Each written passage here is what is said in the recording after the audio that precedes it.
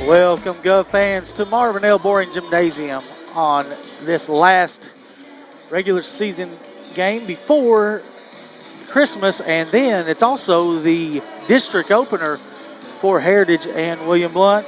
And I'm joined with Stan Painter tonight, as it's just me and Stan, the production crew.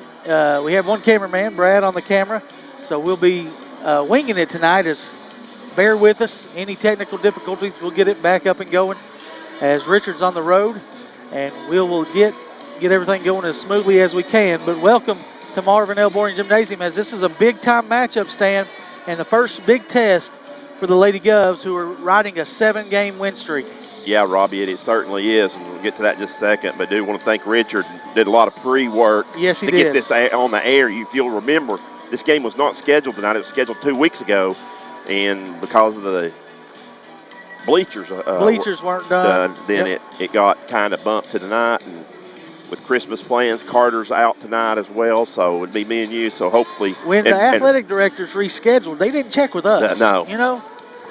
Brad, we got Brad too over on the camera, so thank for him tonight. But yeah, getting back to that, this is a huge game. You know, William Blount's won 7 in a row, Robbie, and this is by far the best team that they've played on their schedule to this date. So, you know, and one of the teams that's probably going to be a contender in the top of the District 4 AAA with the Heritage and Farragut. So Bearden.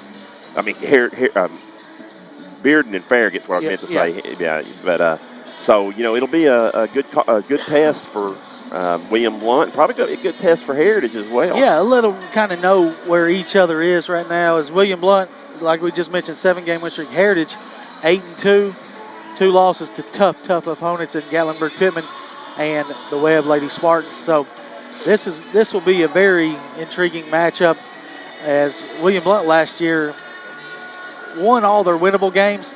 It was those top 4 teams, Maryville, Bearden, Farragut, and Heritage, that they struggled with. And I've already seen many improvements on this team that Jason Kallenberg has. He's got one key player in McKenna Myers that controls everything, and she's taking that role that they're following along around their leader. Yeah, certainly. And a couple new kids stepped in, and then other kids that have got some experience, Robbie, from last year, that Chloe Russell, I'm thinking of. Chloe had 15 of the 17 the other night at halftime against South Doyle. She was player of the game over there, as the Lady Govs come back from 5 down at halftime and win at South Doyle Tuesday night. So another good win. Yeah, it certainly was. So, you know, interesting to see. So we'll see where they stack up as they get into this tonight, Robbie. All right, we'll take a short break and come back with the national anthem.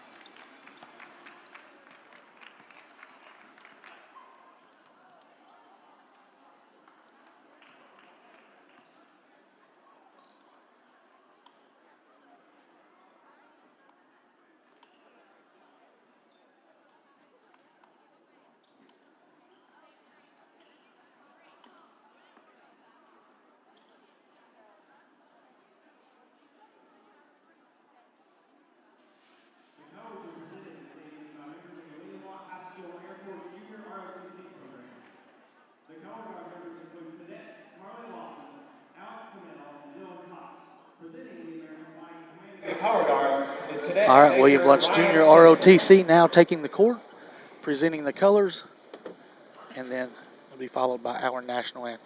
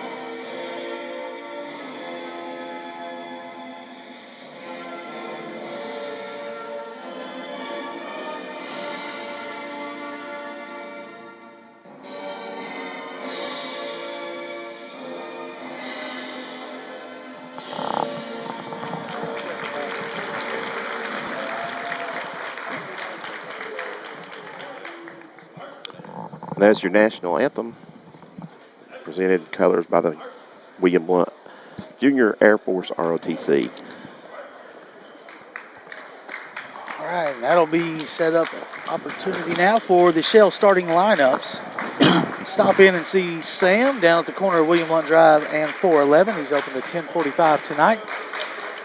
And they'll bring you out Heritage first. Heritage Lady Mountaineers. Number 1, Hallie Waters. Number 1, Hallie Waters. You remember her. Number 10, Carly LaSorsa. Number 10, Carly LaSorsa. Number 22, Eliza Daniels. Number 22, Eliza Daniels. Number 23, Molly French.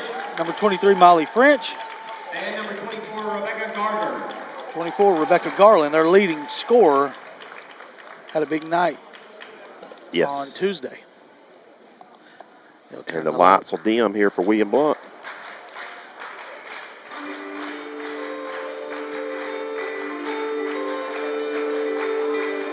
And the Jumbotron's back, Stan. Awesome. And now here to start this evening for your William Blount Lady Governors. We'll start off with freshman Number 3, Charlize Scarlett. Charlize Scarlett. Tremendous shooter, still hot. It's hot the other night against South Dole. Number 4, senior Julia Combs. Number 11, Miss Do It All, Faith Cooper. Second leading scorer on the team, number 25, sophomore Chloe Russell. And number 2, your senior leader and Tusculum signee. We'll have 3 Lady Govs next year, Stan, up at Tusculum. Former Lady Govs. Yeah. It's pretty. If you guys ever want to keep up with the girls, just take a little drive up there To Greenville. and check them out. William Blount North. JV referees tonight, Stan, was Jason Keeble and Billy Clemmer. 2 parents, one from Heritage, one from William Blount. As the referees, JV referees didn't show up. I got a question. Did Scott cut him a check? I think he's negotiating. I know Billy's negotiating something. Well, he should. As they deserve it. I said, those guys get paid $75, and their game even went to overtime. And I tell you, it wasn't a lot of controversy like you see a lot of times in JV because, you know, you get what you get. All right, they're set to tip it up with Waters and Cooper.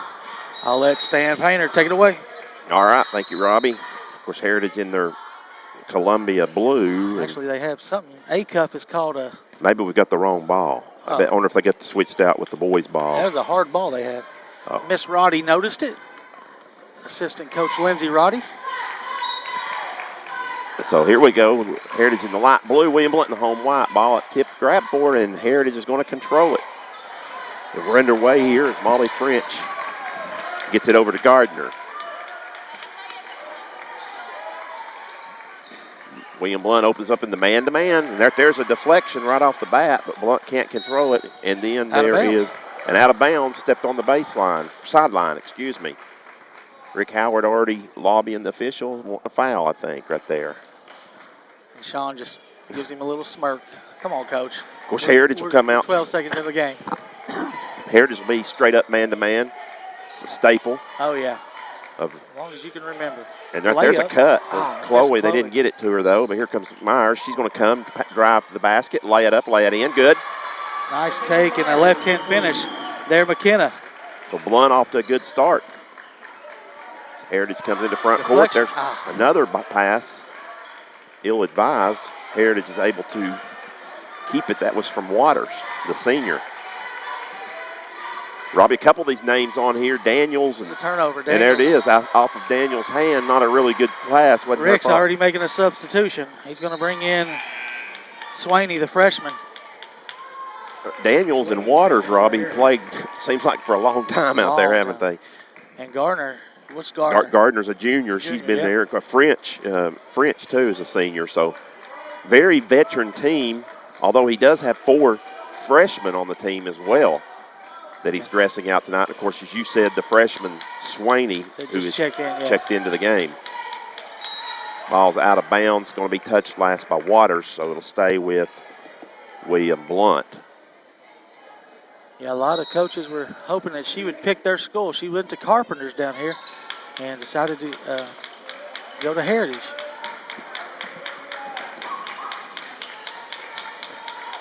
As Myers will run it from the top of the key.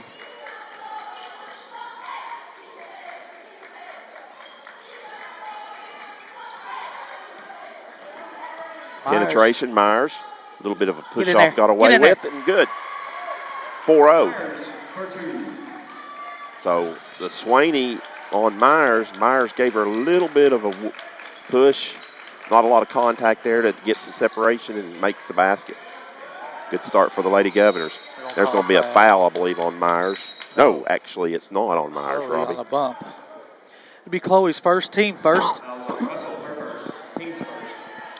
It's Christmas theme night, Stan. We got a Santa Claus making a visit during boys' halftime. Yeah.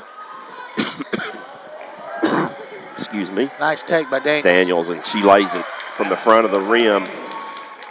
Good. So Heritage, and then there's the ball almost stolen, but it's actually deflected out of bounds by Daniels. Blount will keep it. Y'all remember her oldest brother played quarterback and basketball here at William Blount. A lot of connections always between these two crosstown rivals. Yep. As Blount breaks the pressure, and Russell's going to take it to the rack, lays it up, no good. Rebound by Gardner for Heritage. She wants to run. Got to stop her. Daniels says, let's set it up. Rick Howard will call out his offense. Gardner penetrates in, leaves it just a little short on the front of the rim. And Combs takes it for Blount, gives to Scarlett into front court. Scarlett's first taste of the rivalry. Yeah. And Darnell that'll come off the bench for William Blount as well. And right there's a steal by Daniels. Oh, she traveled. She did. She slipped. Got lucky there as McKenna made a poor pass, but hustled back on defense. She didn't give up on the play and forced Daniels to adjust, and she slipped right off the ground. 4-2 early on. We played about 3 minutes, and really good start, I think, for William Blount. Here's the thing, though, right here, Robbie, is William Blount going to handle the pressure. Right there they do. They get it to Combs. Combs lays it up and in. 6-2. Heritage wanted to travel on that. She may have. Heritage, Robbie, they're going to have to score with a score to get into their press or a dead ball. And that's going to be, I think, the key is if Blount can handle the pressure. Yep. That's Swaney, nice pass down low. Lay it up, lay it in for French, yeah. 6-4 your score. There's a bump. As Russell gets into the lane, kicks it back out.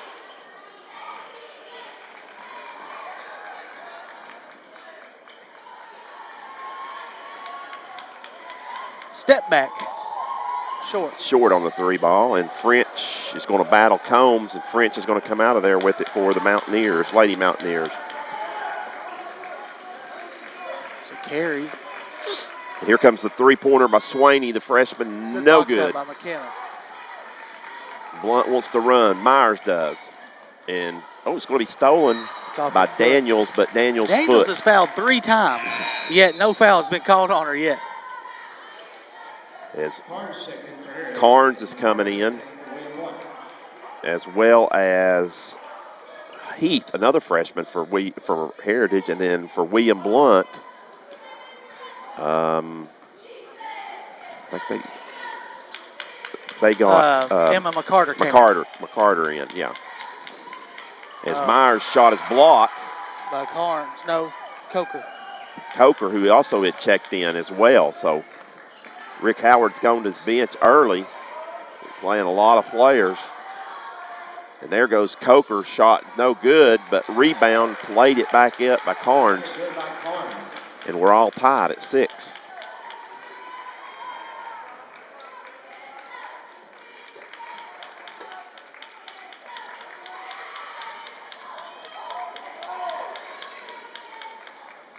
As Myers thought about a 3, instead she's going to penetrate. Got lucky they didn't call it. Yeah, that's the second time. That was more obvious than the first one, Robbie. If you were correct, they were lucky they didn't get that called. It's Swaney in front court, loses her dribble, and then I think second foul on Chloe. They are going to get Russell. Unbelievable. Come on. Fouls on Chloe Russell, her second, team second. It's a loose ball on the ground. What could she have possibly gained an advantage doing? So in comes Scarlett back in to give Russell a break. Probably won't see her till the third quarter now. And there's the inbounds. It's going to be a jump ball. Alternate possession is going to go to William Blount. So good job right there. Julia Combs jumping in to tie up. Special guest tonight, Stan. Heritage Hall of Famer Scott Williams will be joining us for the second quarter of the boys' game. Yeah, former player, former coach. Yep, still the middle school coach. Yep, and the ball is knocked off of Combs. They said it went off of Combs out of bounds, and she knocked it off a Heritage player. Must have went back off of her. Yeah, that's what they said. As I could not see that, but I'm sure the official was right there, had the right angle.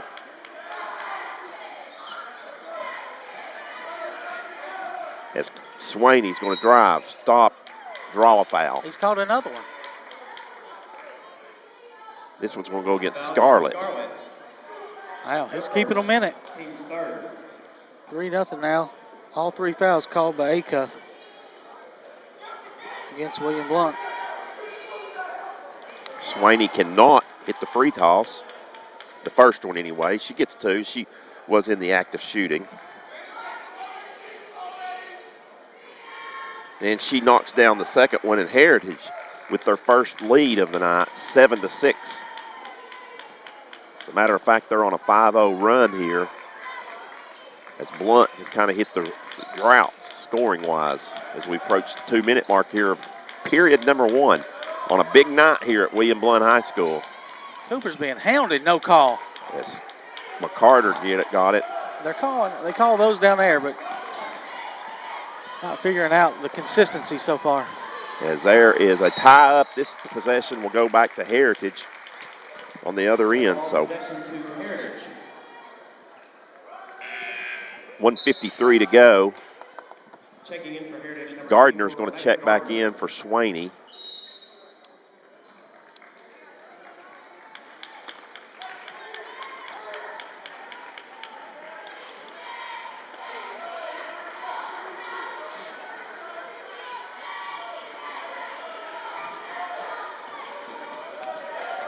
Heritage with the basketball. Gardner's going to set it back up and says, let's run it from the top. And here comes a three-point shot by Heath. I believe that's Coker. As Coker's shot is no good, and it's out of bounds, touched last by Heritage. William Blount will get it with a $1.25 here left in the opening period. I say a big night, Robbie, because not the halftime of the girls. It's usually halftime of the girls, but halftime of the boys' game. Yeah, to give them a chance. We're donating every ticket. Proceeds go to Second Harvest tonight. If anybody wants to text in, they can text me a vote or a ticket price and Venmo. As Cooper finishes there on the front end to put Blount back ahead, 8-7. As Coker drives. It's going to be on McCarter, I believe, on the backside. Look who made the call. Gave the shot to. Actually, he's going to call it on McKenna. Fouls on Myers, her first, team score. Daniels, I believe, is at the line. She was ruled in the act of shooting 2 times coming up. And she can't hit. A little bit too strong off the back of the rim. Yeah, if anybody wants to donate, you can hit the Facebook page up or text me personally at 865-200-1926. $5 donations. Put your name in the hat tonight, the stocking. We got plenty of prizes. The athletic director's giving away. 865-200-1926. Text me your name and number. We'll get you for a $5 donation. Daniels missed both shots. And then McKenna Myers actually draws the foul, Robbie, right there. That was probably a clean block. And so she's going to get 2 tosses. It's on French, her first. Team first. And McKenna, who has 4, will go to the line for 2 to extend this lead.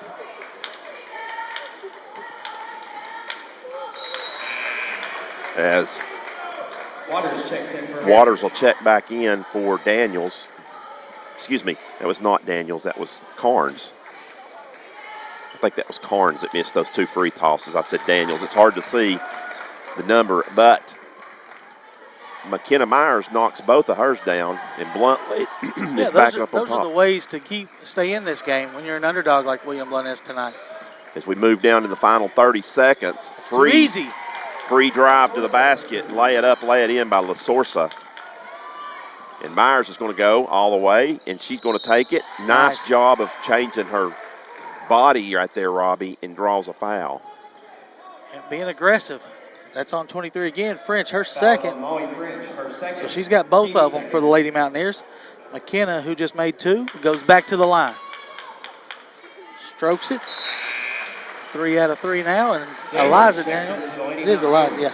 Daniels will come in for French.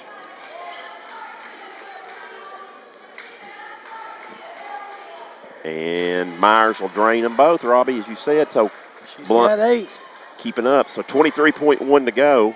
Heritage could hold it for 1. Gardner looks over to Howard to see what he wants. Looks like they will. William Blount does get second quarter possession. Gardner maybe trying to just penetrate, actually kicks it out to Coker, who's going to drive. Gives back to Gardner. Gardner from a 3-point shot, in and out, no good. Combs rebounds it. And the clock's going to expire, and after 1, good quarter for William Blount as the Lady Governors lead the Lady Mountaineers 12-9. We'll take a short break on the Gov Nation Network and AM 1470.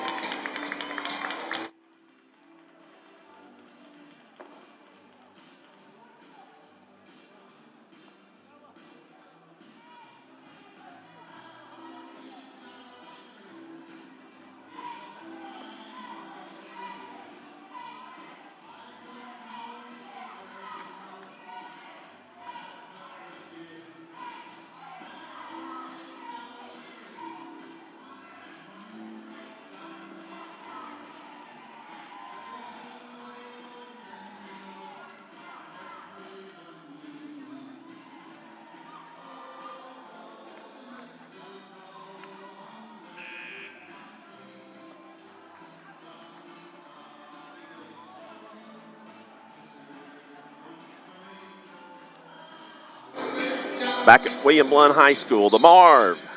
Festive atmosphere here. As you see, well, the William Blount students down there are dressed in their Christmas sweaters and Santa Claus hats. Tyler Gray's playing a little Christmas music on the, hope nobody complains about that tonight. Inside joke, huh? Yeah. As William Blount, as Robbie said, when we went to break, William Blount will get the ball to start the second period. And they do with a 3-point lead. Darnell has checked in for Blount. She's going to quickly draw a foul from Daniels. Eliza's first, team third. So they've evened up the foul count quickly. So that'll be non-shooting. So on the baseline, the Lady Governors, it'll come into McKenna Myers. McKenna thought about going baseline, then she pulls back out, picks up her dribble, and they're going to reverse it.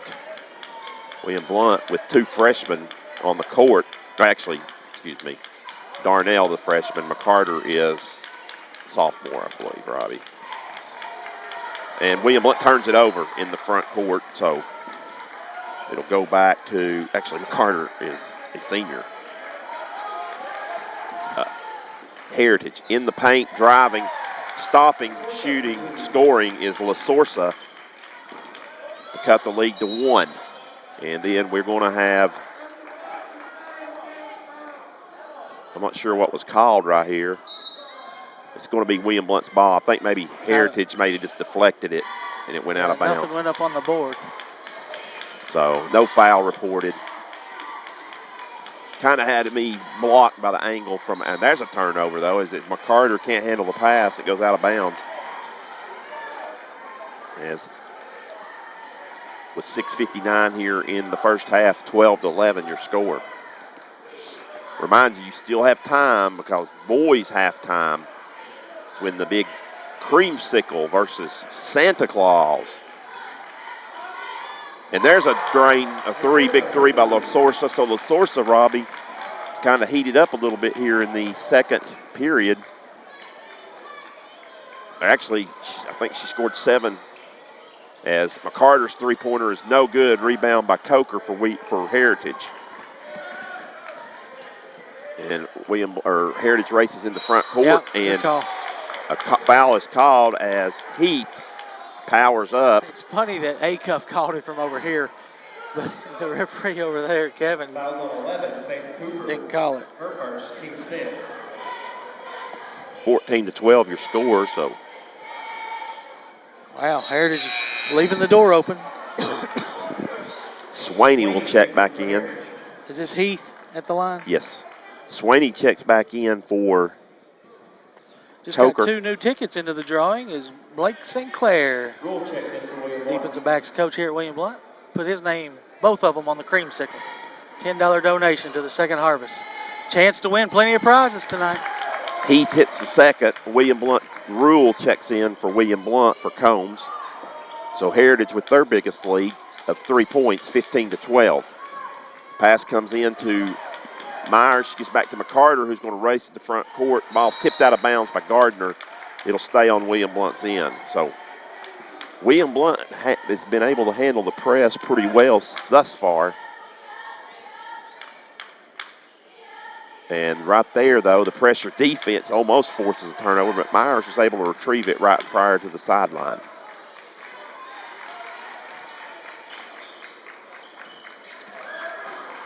As McCarter gets in the lane in trouble, kicks it back out. This is McCarter's first taste of the rivalry as Yeah. she's a transfer in from Kings Academy. As going to the, got an offensive foul called. She was set up. I believe that's a good call. Yeah. But I almost would have let it go once they blocked the shot and rebounded the ball. Yeah. Could have let it go, but Darnell was hit with the foul. Only thing I thought, Robbie, is did she get her on the block? But yeah, obviously after, I think so. Yeah, after that, you're right. After it was definitely a charge, but maybe before it could have been in the act of shooting. 5:40 to go here in the first quarter. Here comes Losorso with another 3 ball. This one's long, but retrieved by Heritage. They're going to give to Gardner's going to take a long 3, and she misses. Wow. But Swaney right there cleans it up, lays it up. I was about to say, Timeout, William Blount. the Heritage has got this 5-point lead without Gardner scoring. We'll take a short break. This timeout brought to you by the Blevins Realty Group, breaking records and making people happy.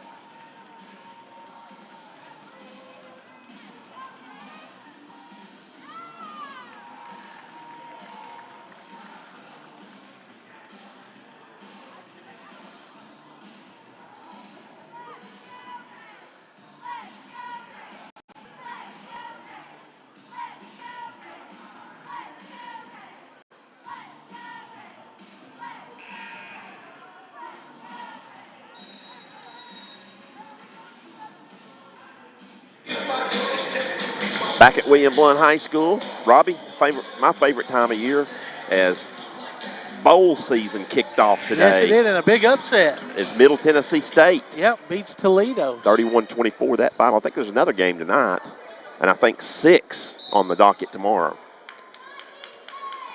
It's here, a lot of football winding down here in the next 2 months. Myers will bring it up for Tell William you what, Blount. some crazy signing day stuff went down, Stan, with Yeah. the #1 recruit in the country. Yeah, that was crazy. As Blount tried to throw the lob over to Rule, but it was too long, goes out of bounds for another turnover for William Blount. As the Hilbert family has made their presence tonight.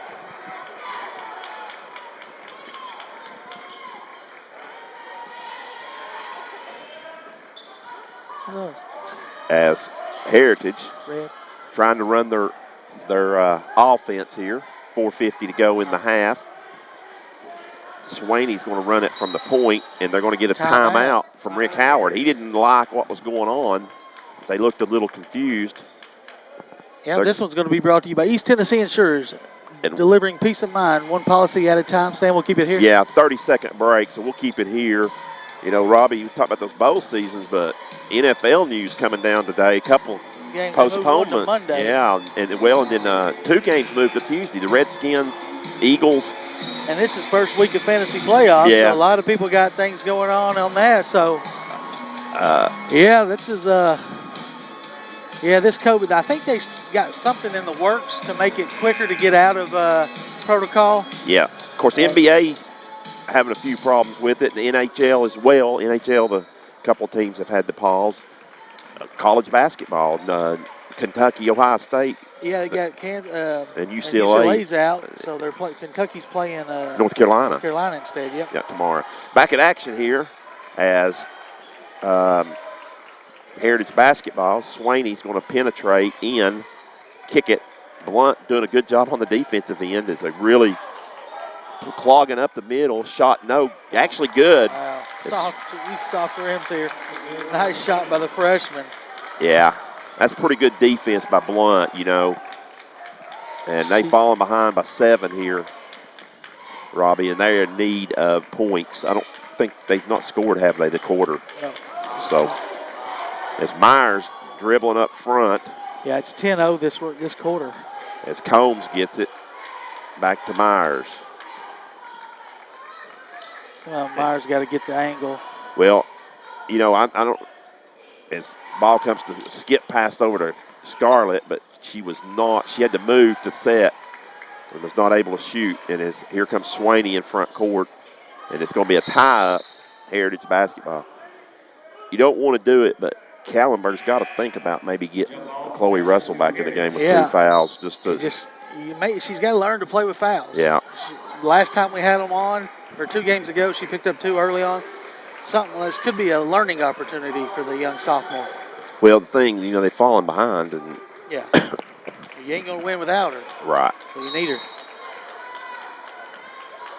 As it comes into Swaney, and she's just mugged almost by Combs.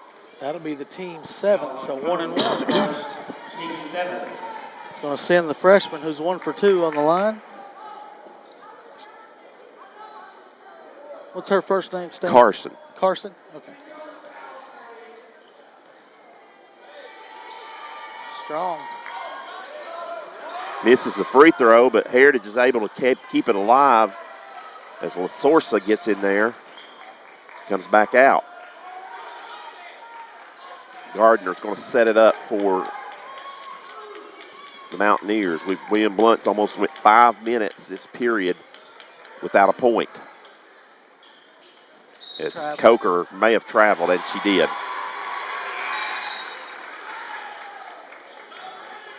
Cooper takes it for 1-1. I don't know about that one. That was close.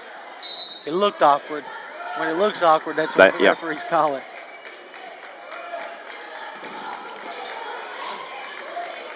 And the trap right here in the half court, and they're going to call a jump ball. This time it'll stay with William Blount, but William Blount's got to recognize that, Robbie, right there as it's white.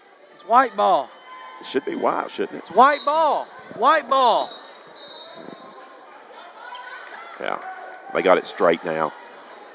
As Heritage got the last one, but Robbie, they got to recognize the double team coming right there. Yeah, and every time someone dribbles close by. And there's a turnover as they're going to throw it out of bounds. They'll come back over here to where it was inbound, the point of inbound. As tell you what, Heritage they put a lot of pressure on you, Robbie, and force some of those things right there. But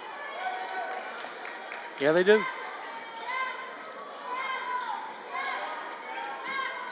As LaSorsa drives down, forces up a shot. No good, but once again. Batting the ball around instead of grabbing it. And as Gardner gets to the rack, shot no good. Ball's batted around by William Blount this time. But then a jump ball called. This time it will stay with Heritage. And here comes Stout in.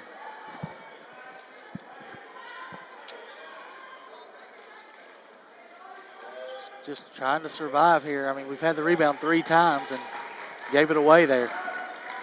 Can't give a team like Heritage 4 shots. And here comes a long one by Swaney, no good. As Combs rebounds for Blount. Gets it out to Scarlett, and once again the pass is deflected from Cooper. She had Stout open underneath, Robbie. Yeah, she might have needed to fake a pass and then make Made a pass. the bounce pass right there. Yeah. Into the post area. But by then the defense was probably going to be back down the court. But 2:20 to go. William Blount has went 5:40. And there it comes to Myers, and she breaks the drought right there, Robbie. Nice little move by McKenna inside. Got the roll there.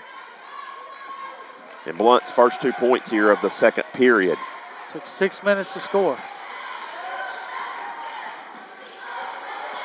As Coker penetrates in, kicks it over to Gardner.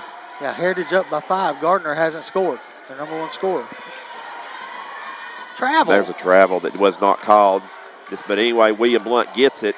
That was more of a travel that time than it was last time, I think, felt like on Coker. If Myers is going to pull up with a 3 ball, no good. And Coker's able to get the rebound. Boy, that'd have been big if that would have went, Robbie. Cooper will take this charge. And she does. You're right there. You know Cooper. I can see that one coming from half court. As Gardner. Team 5th non-shooting. But importantly, it gives Gardner a foul, and William Blount the ball back with 1:30. Still just trying to survive with their number 2 scorer on the bench. Took a 3-point lead into the second quarter and now trail by 5.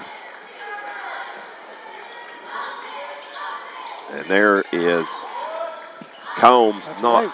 There's the ball's deflected, though, picked up. Here comes another, couldn't handle it cleanly by Myers, or that was going to be a big 3 ball right there, Robbie, but I think ill-advised pass to begin that. Blount was fortunate. Now they're going to get it down to Combs underneath. Shoot the ball. She's got to shoot it. And no foul. Girl came straight down on her. And layup by Carnes. And Jason Kallenberg's asking Acuff where the foul is. It's clear. The girl came straight down on her.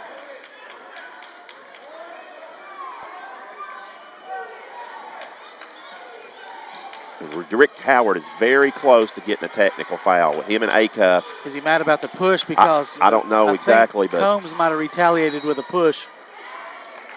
There's a touch foul. Yeah, you see Miss Russell, Summer Russell, longtime assistant coach. Yours former assistant, Stan. She's trying to put the seatbelt on Rick to keep him. It's not 1-1. Yeah, it was a 6 foul. Who was it on? It was on Swaney. Her first. Now here's Acuff and Howard at it again. I told him he's had enough, and he struggles a little bit at times. And there's going to be a turnover as they threw it in the back court. Yeah, they didn't pick it up. It is over and back. As somebody cut Robbie up front. Myers. And somebody passed it. About the time she cut on the back cut. So I was more entertained with the exchange conversation between Coach Howard and Acuff. Don't forget, here in 25 seconds, we got a dance team performance. And there comes the ball. Now, that is not a backcourt. Right. You can throw it into backcourt. As long as you don't deflect it, but it's stolen by Myers. She's going to be fouled. Misses, puts it back up again. No foul. Again, out of bounds. Had to be touched last by Heritage. Oh, they came. Oh, my. I could have sworn that Newbert hit it. We don't have a replay tonight, so. And it really don't matter. It just matters for us to know if I missed it. But my goodness, there's a lot of contact on that. The first one probably not, but the second one definitely was contact. It's never good when both officials look at each other. Rob, ball goes out of bounds, and they look at each other like, then that they're just guessing at that point. Good and there's the end of the half. As I felt like Swaney may have got fouled right there, Robbie, at the half. But a 12-2 quarter by the Mountaineers, Lady Mountaineers, is not good. We'll take a short break, and as you watch on video, the dance team perform. And we'll come back with Stats with Stan.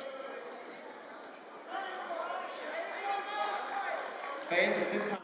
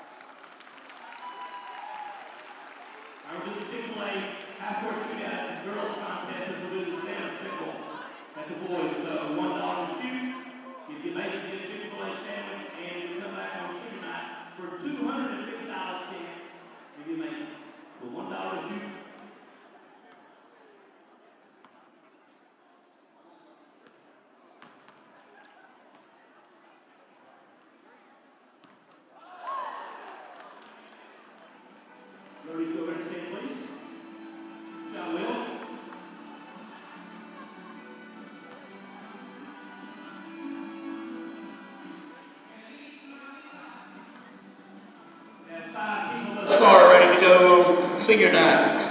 Back at William Blount High School, Marvin L. Boring Gymnasium, where it is halftime, Robbie, of this contest as I Heritage. forgot to mention, Stan, usually our promo Yeah. plays, but Safety Express is our sponsor tonight. Highest quality of supplies for personal protection for industrial and nuclear products. Visit safetyexpressusa.com or give Mitch a call at 924-0772. He's got Carhartt. You can order any hard hats, work gloves, anything. He's got it all there at Safety Express.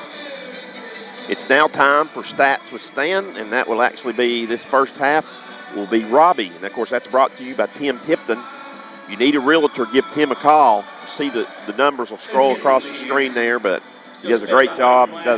Sponsored us for football and basketball for our Stats with Stan. He'll be on for baseball, too. And if anybody wants to advertise, you know where to find us.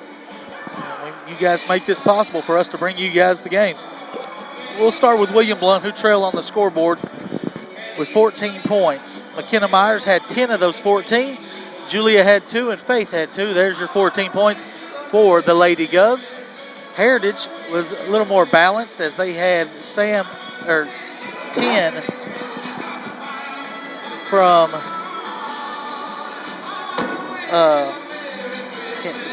La Sorsa. Kind of looks like a B. That's why I was trying to tell you. La Sorsa with 7. 5 from Swaney. 4 from Carnes off the bench. Swaney and Carnes off the bench. That's 9 points. Daniels with 2. French with 2. Heath with 1. That is 21-14. 21. Or 21-14. I'm dyslexic, I guess. But as you see down on the court, there was 3 people make it tonight on the halftime shootout, or half-court shootout, and they'll come back for a chance to win $500 at the end of the year on senior night, as you can see them zooming in on us. Don't forget, anybody still wants to donate to Second Harvest, it's $5 a ticket. Give me a text, 865-200-1926, or mention it on the Facebook page, and we'll try to get it set up. Venmo is open, and we can turn those tickets in to the athletic director. And with that, we'll take another 2-minute break, come back with more here on AM 1470, the Voice of Champions and the Gov Nation Network.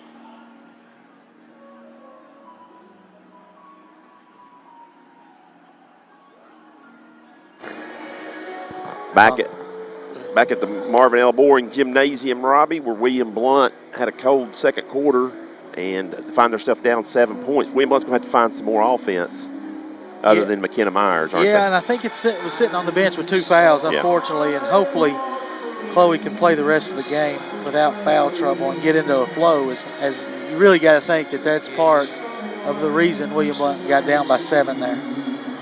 So they'll be trying to find that as we're going on here into the second half. Of course, mentioned to you, Rob, we got the boys contest coming up, and then in the second quarter, you will head down. Yeah, to get ready for the creamsicle. Creamsicle, and Santa Claus is visiting from the North Pole to have a little shootout. And Sleepy Williams will be visiting from North Blount County to. Yeah, he'll go by Scott. He likes being called Scott. Yeah, Scott. And anyway, we know him as Sleepy. Sleepy, exactly. But he'll be visiting us and stepping in, so we appreciate him doing that to do a little bit of color here during the boys contest of that second quarter, as I'll take over the play-by-play at the second period. Right now, I'm going to do the party prize pack from Roll Arena stand. The third person to text the word SKATE, S-K-A-T-E, to 865-661-2500 wins the party pack from Roll Arena. 4 skate rentals, 1 pizza, 1 pitcher of cola, a $70 value. If you text the word SKATE, S-K-A-T-E, to 865-661-2500. With that, we'll take another 1-minute break, come back with third quarter action here on the GovNation Network.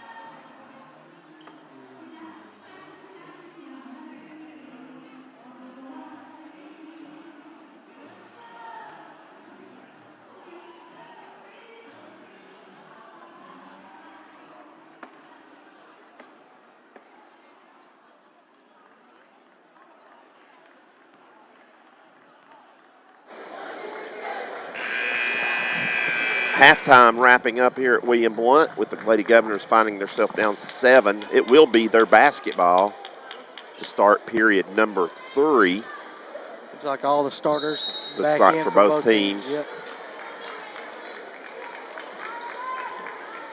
Big first 4 minutes of the third quarter. This game right here, William Blount's got to get back in it. And right there, they tried to hit Chloe Russell going back door if that ball's deflected. See, I failed to mention the 0 points from Gardner. They had like 23 the other night. Their leading scorer. She didn't score in the first half, and you got to attribute that to McKenna Myers. And a good job right there, Heritage. They posted up the smaller Scarlett, Robbie, with Daniels. She just lays it up and in. And Heritage is their biggest lead yet at 9 points. The ball's deflected by French out of bounds. It'll stay down here.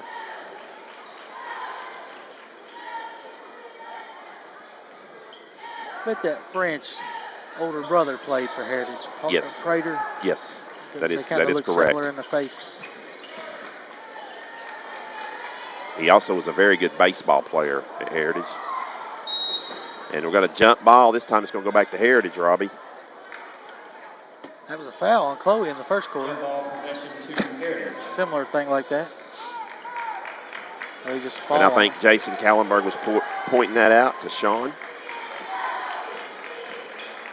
But as you said, Robbie, most of the whistles have come from Mr. Acuff tonight. Yeah. Kevin and Sean haven't. And there they go again. They're going to post up. Scarlett. This time it was Waters. Her first 2. So whoever she's got, they're trying to post up just because she's smaller sized. And William Blount finds herself down double digits. As Combs is going to penetrate in, lay it off the glass, no good. Rebound by Heritage. And if If you think about it, Robbie, William Blount has only 2 points since the first quarter. Here comes a long 3-ball. Lasorsa, no good. Rebound by Cooper. Well, that would have been huge for Heritage if it went down, but it did not. And then Myers is going to try to answer, and she hits the three, her first three-pointer, Robbie. Much needed. Of the night. That was a Blount partnership, bringing education and workforce development together, 3-ball. But Waters answers with a layup on the other end, puts Heritage lead back to 10. As I think I heard you when you did the stats for Stan, Robbie, that would be 13 points for McKenna. A double dribble is called on Scarlett. I didn't see that. But anyway, 5:48 to go. 13 of 17, right? For as Myers has got 13 of William Blount, 17. 2 from Combs and 2 from Cooper's the only other 2 to score. That's not going to get it done. No, of course, remember, Russell only played about, 3 minutes maybe in the first half. She went out with 2 fouls.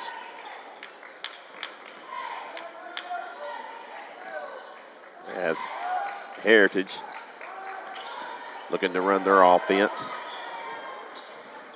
Daniels gets into stops right short of the lane, gives back to Gardner, who is yet to score for Heritage with 5:20 to go. The Lady Mountaineers will have to reset. Here goes Gardner, lays it up and scores her first 2 points off the glass. And Heritage lead to 12, 29-17. Myers breaks the pressure. Here comes a big 3-ball by Scarlett. Bang! Another Blount partnership 3-ball. And her first of the night. And that's what they got to do is get some other scoring. She just switched her pivot, didn't she? As Blount trying to press a little bit. Lasorsa with a long, high arching 3. No good, but rebound by Daniels. Lasorsa wants to penetrate, pulls up, shot, no good. Rebound in the corner is going to be run down. Touched last by Heritage. Thought maybe Combs hit that last. But yeah, I did too. McKenna sold it because she let it go. Acuff saw it. Waters out, Swaney in for Heritage. But yes, we are recipient of a break there. Still down by 9, though. Combs in the corner, penetrates baseline, tries to get it. Nice play by Daniels, saved it going out of bounds. Here's going to be a layup by Gardner. What a play by Daniels. She deflected it, Robbie, and then got it to saved it from going out of bounds and got it to Gardner on the run out. And Myers picks up her dribbles in trouble. Daniels with another steal.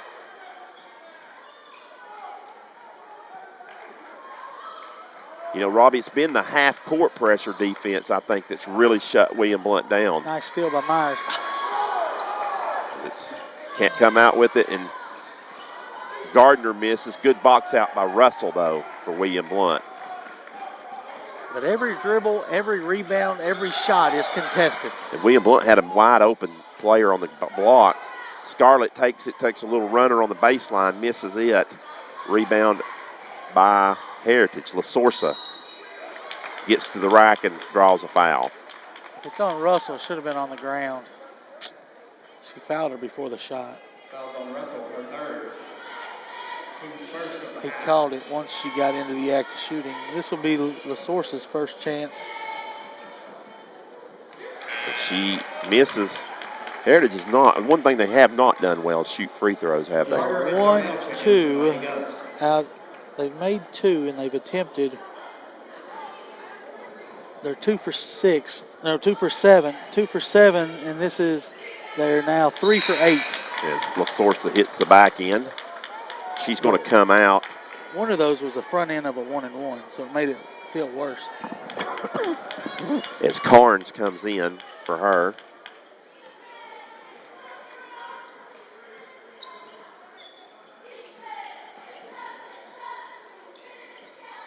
All the way. As driving to the basket was Darnell. Her ball's deflected out of bounds by who? Daniels. Yeah, she's everywhere. I tell you what, she has done a defensive gym tonight. Inbounds comes into Daniels, or excuse me, to Darnell. And McCarter's going to run it from the top. McMyer's going to penetrate in, going to lay back up over her head, no good. Rebound, battled around, wow.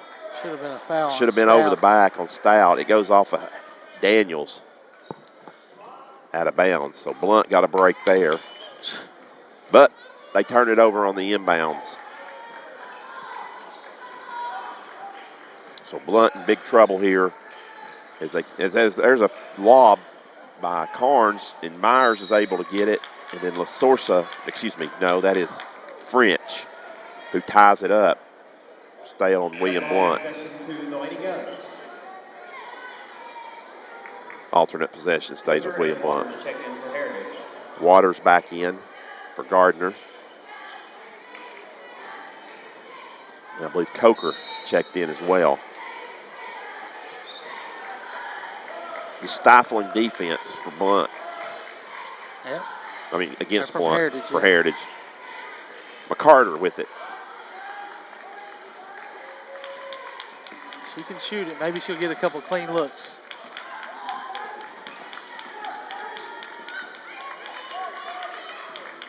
As McKenna beats her man, but the help is right there. And she got bumped. As French and McMyers, a little contact there. And there's a three ball by Waters to put Heritage up by 15, Robbie. And in front court, William Blount's got it. Yep. Darn it. Picks her dribble up. Off Heritage. Deflected, out of bounds, touched last by Heritage. You're right, Robbie. It'll stay on this end with $1:43 to go. And Blount been outscored 14-6 here in the third period. So really, only 8 points for Blount in almost 2 quarters, and that's really been the difference in the game. And it's a lot of the Heritage defense, as a foul is going to be called as Waters got Myers as she penetrated in and ruled in the act of shooting. Her first, team's first.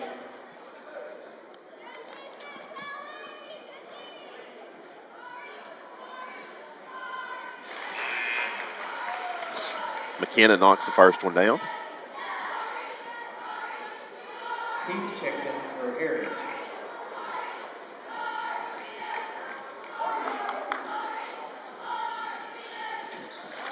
And the second one for McKenna. 6 for 6 is McKenna from the foul line tonight. 2-2-1. 3-quarter court press. And Heritage had a little trouble as 5 or 10. yeah, 10. Coach Timeout. Howard realized it and called timeout. This timeout will be brought to you by South Park Storage and Penske Truck Rentals at the end of William Blount Drive in 411. Stop in and see Andrew. 30-second break.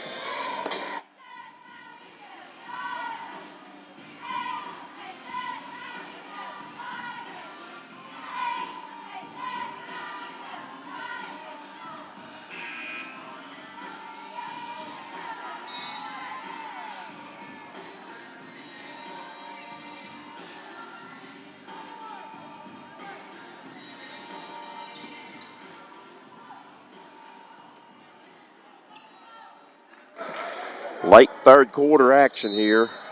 William Blount and Heritage, 35-22 your score, you can see there. The Mountaineers, Lady Mountaineers lead the Lady Governors. And Blount is going to need stops. And Gardner is going to get to the rack and misses it. So there's one, but Blount almost turns it over. They're pressing on misses. Right. So why do we continue to just throw the ball away? You're just throwing it because you think somebody's there. They're not. Heritage is there. They're getting their hands on every Dunmoyer, pass. Robbie, that just checked in right there with that, almost turned that over. So 2 freshmen on the court, Robbie. Darnell and Dunmoyer for William Blount. As we're under a minute to go here in the period. And Darnell working against Gardner is able to save it. They said Stout steps on the out-of-bounds line, turnover William Blount.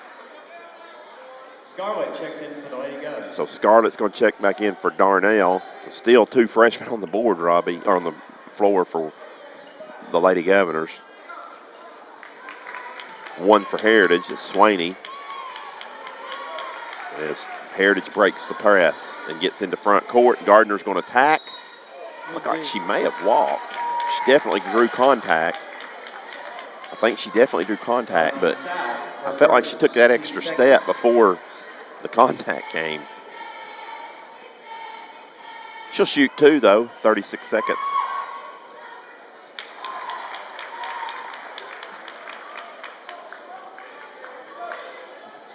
That's her 5th point. Looking for 6. Nope. Nope. As Dunmoyer. Dunmoyer gets the rebound there.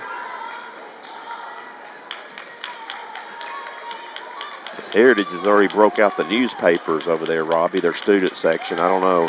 This is boring. About to start I guess. coming. Usually they do that a lot during the other team's starting lineups. There's a big 3 ball. Scarlett with another Blount partnership 3rd quarter 3-pointer. So Scarlett says, don't forget about me. There's a white travel.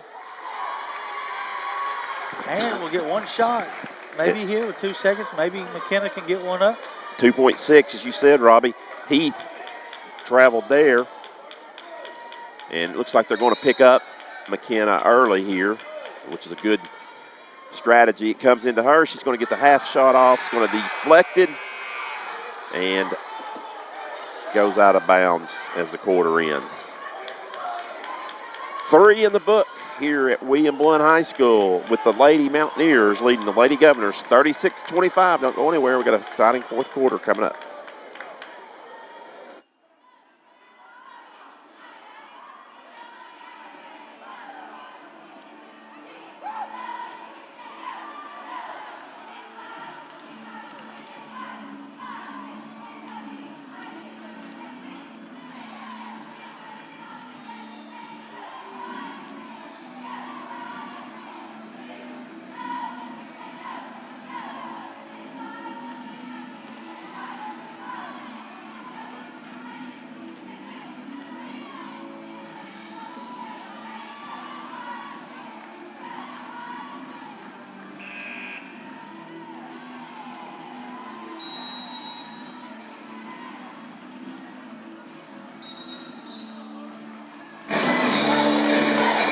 We are set for 4th quarter action, Robbie. Heritage basketball, William Blount down 11. Yeah, it was a dangerous time there, the last couple minutes as the lead was up to 14 or so. 15, I believe, maybe, wasn't it? I think she missed the free throw. Oh, did she? Okay, 14. Yeah, so 14 I think is as big as it got. But then William Blount hits the 3 to get it back to 11, so right around striking distance. We got to with only 1 foul called on Heritage and 2 on William Blount, you got to pick up the defensive intensity, I believe, if you're going to get back in this game. Well, as I said, Heritage has the basketball to start the period.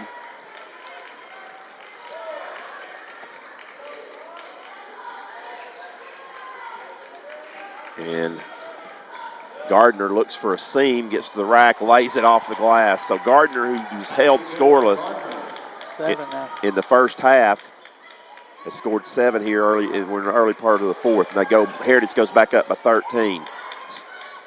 Scarlett drives, ball's ticked out of bounds, touched left by the Lady Mountaineer.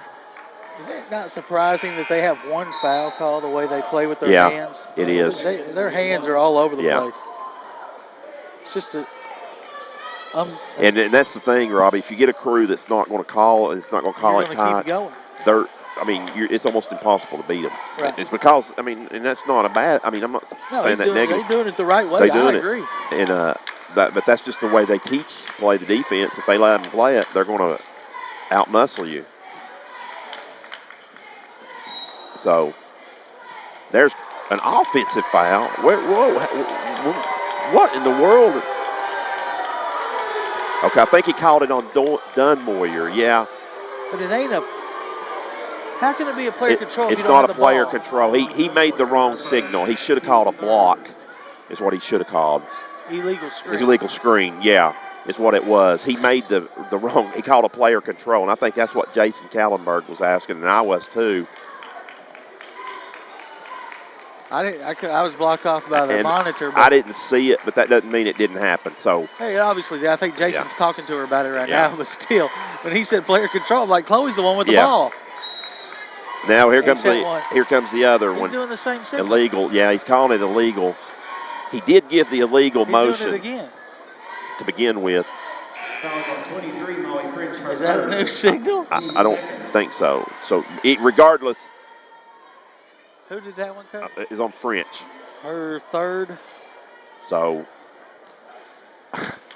Either way, the back-to-back screen, illegal screens you don't usually see. No, it's kind of like 3 seconds, Robbie.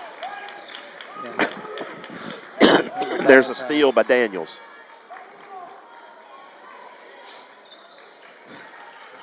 So getting late for Lady Governors with 6:30 to go. Yeah, 13-point deficit.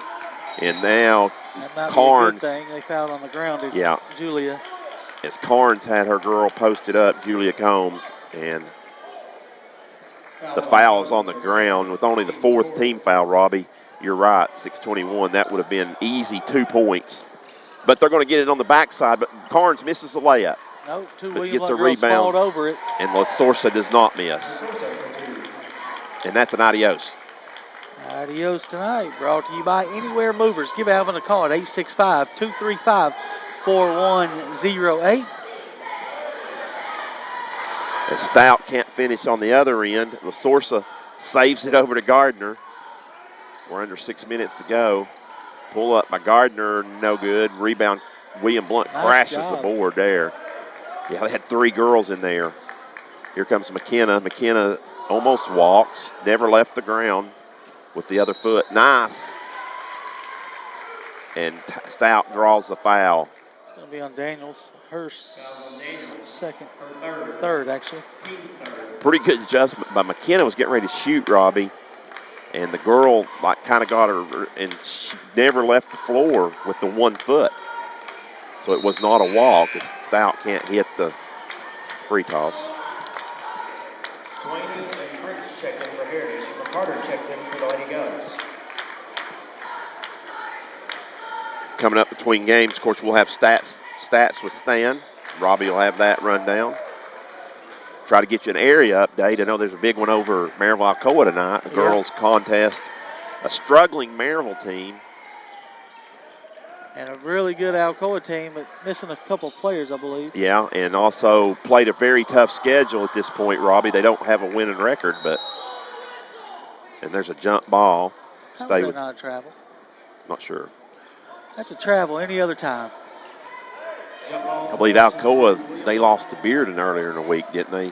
They did. But close game, decently close. Yeah, the first quarter kind of got away from them. They ended up getting beat by 18. But I'm thinking of the boys. Yeah, I was talking the girls. Girls, yeah. Boys lost by 5. Yeah. But yeah, Alcoa girls are. Yeah, Bearden's a different animal right now. Yeah. 13-0, Robbie. They beat Science Hill earlier. I think they're playing them again. It's in that 5 prep. 5-star prep. Is that tonight? They beat them. They beat them just tonight. They just beat them tonight. Yeah. Okay. There's a 2-shot foul coming right here. That's on French again, Robbie. That'll be her 4th, right? Yep. Team's 5th. So 5-18. 14-point game. Make your free throws. You never know. Nice. Yeah. Cooper gets it to roll. Daniels checks in for Heritage. Did I do a premature adios out of frustration? Probably, but I would say Rick Howard knows how to handle these games. As Cooper misses the second one, good play by Daniels. Tipped it to herself. That's just basketball smart right there, Robbie. To avoid the foul. Good D by Cooper that time. Waters gets it, and there's a 3 by Swaney. The freshman drains it. And just like that, Heritage is back up by 16. You feel like they gave you a little crack, Robbie, and you just missed the free throw. Missed 2 free throws so far this quarter. And they make you pay with a 3 ball. Oh, what a move by McKenna. Couldn't stick it, though. The source goes to the ground. Ooh, I'm telling you, this freshman's a good one. And she gets to the rack, can't finish there, but rebound Waters. She can't finish. A lot of contact, Robbie, both ways.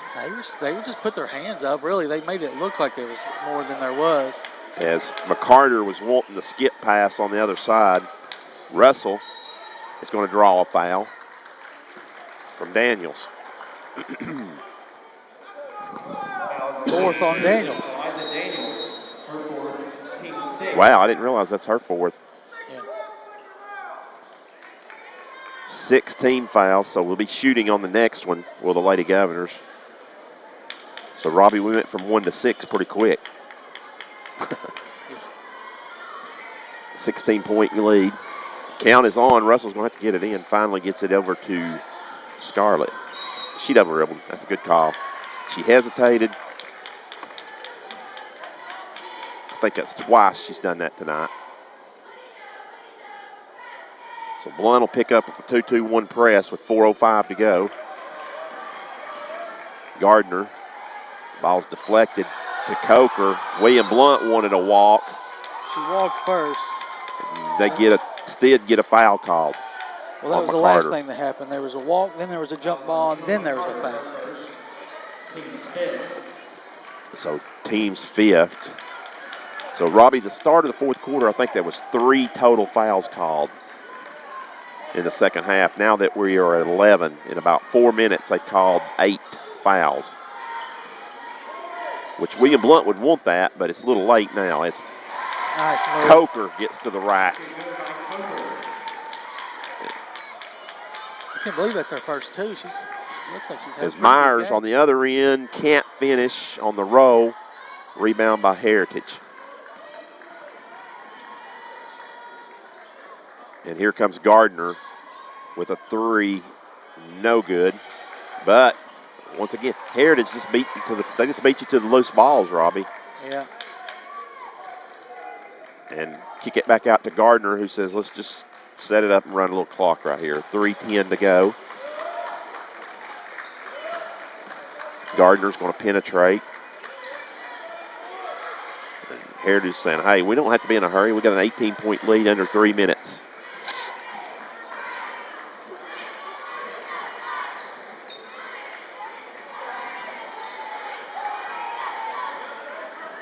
As they finally get it into Heath. Nice. There by yes, Chloe Russell with the help. She's able to tie her up. That'll stay alternate possession Heritage. William Blount will get Stout and Combs back in the game for McCarter and Scarlett. As Heath spins, twirls, drops it in. Heath a freshman too, Robbie, so. Yeah, both teams got a couple of good ones. That's how they keep these, that's how we keep it rolling here in Blount County. As French, that was Swaney was able to deflect that ball out of bounds. 2:23 to go, 20-point game. Here comes Russell with the 3 ball. She drains it, knocks it down. Is that her first points? Yeah, it is. And that's a 3-point sponsor in the fourth quarter tonight. Brought to you by C&D Tire, your no problem tire dealer. So 47-30 as Carnes gets it over to Coker. Coker lays it off the glass. I don't know if you know, Coker and French are cousins. Okay. That's the reason I messed that up. As Myers gets to the rack, draws a foul. I believe it's going to be on Heath. Nope, Gardner. Fouls on Gardner. Her second. Team 7. And this will send McKenna, who's got game high 15 points, I believe. Yeah. Misses it. Yep, short on the first one. Mind you, second half, at conclusion of this game, we'll have stats with Stan. Second toss is good, and that pulls within William Blount within 18. 49-31 the last 42.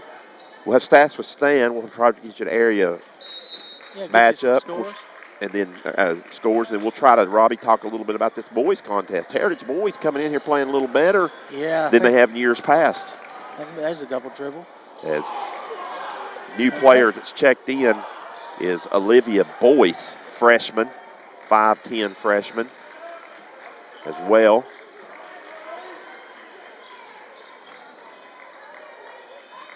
Swaney's ball's deflected, or excuse me, Boyce's shot is deflected. Ball's loose on the ground, finally retrieved by Dunmoyer, gets it over to McCarter. Boyce got 2 shots up in 10 seconds. Over to Scarlett, not McCarter. 1:06 to go. Yeah, she's going to get her shots up, isn't she? I mean, she's now got in the game. She's going to get them up. Yeah, I think Heritage boys may be missing one of their key cogs tonight, Stan. They're all state, or they're state champion in the, what did he win? Mr. Campbell win the state champion? Was it a high jump or triple jump? Yeah, something. As the ball's deflected out of bounds off of Heritage. He's, I believe, their big man, big 6'6" Grant Campbell, I believe he's out tonight. That'll be a factor as he's caught the flu. But there was no school today, so we may not, you know, he may have gotten. Yeah, they've had. I've heard they have been battled a little bit. I was talking to Charlie Paleo, and there were some that were. They had them on the sports page last week, and they weren't able to make it because of some sickness. Pickens going to draw a foul inside. No, Acuff is calling 3 seconds. No, he was telling the other referee, Robbie, I think, to do the count. Oh. And he was trying to do that during the timeout or during the stop of action. Boys picked up the foul. Now there's a discussion here. I don't know what this is about.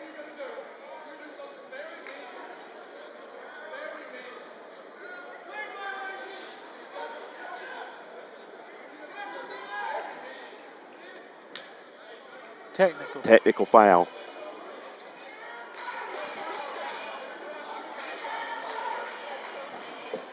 I think.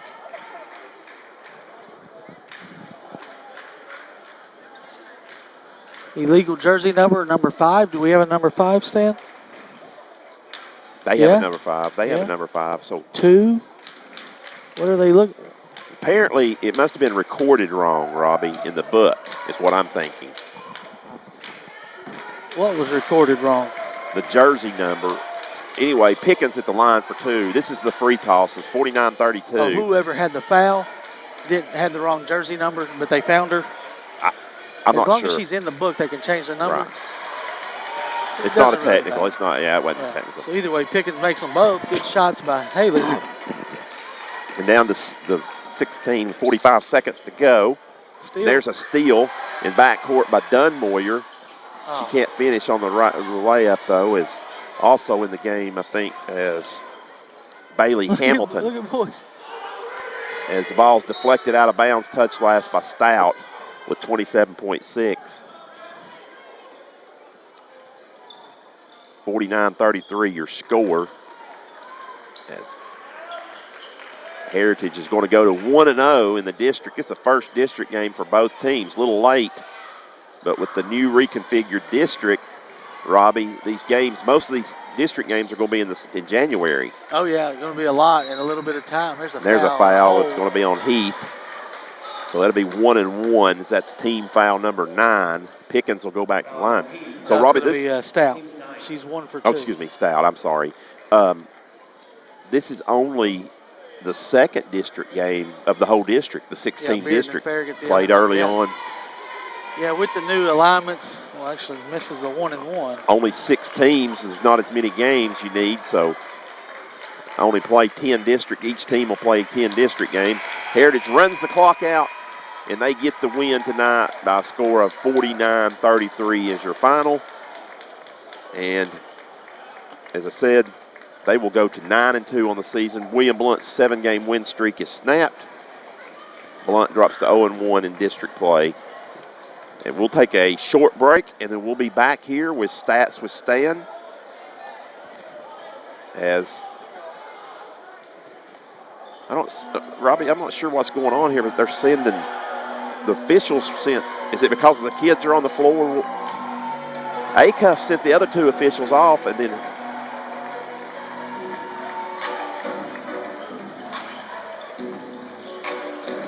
he stayed here. He's going to stay here. I don't know. I've never seen this, Robbie. They think maybe there's something up here between the 2 teams. I don't know. They might just be double checking the book this time. Well, regardless, we're going to take this break, and we'll come back with Stats to Stan. We'll talk about this game and the upcoming boys contest.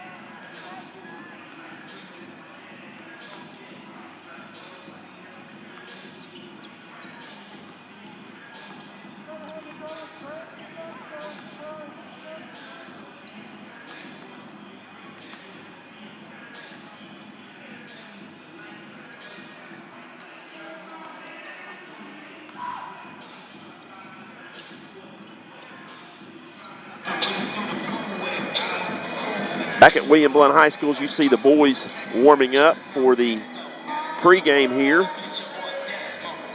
For the boys' action, William Blount girls lose to Heritage. 49-33 is your final. And here are your stats with Stan, brought to you by Tim Tipton. Tim Tipton Realty.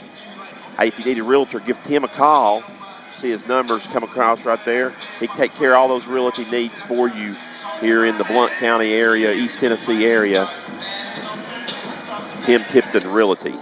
Here's your final scoring in the girls contest. McKenna Myers led William Blount with 16 points on the night, so a good effort out of the senior from William Blount.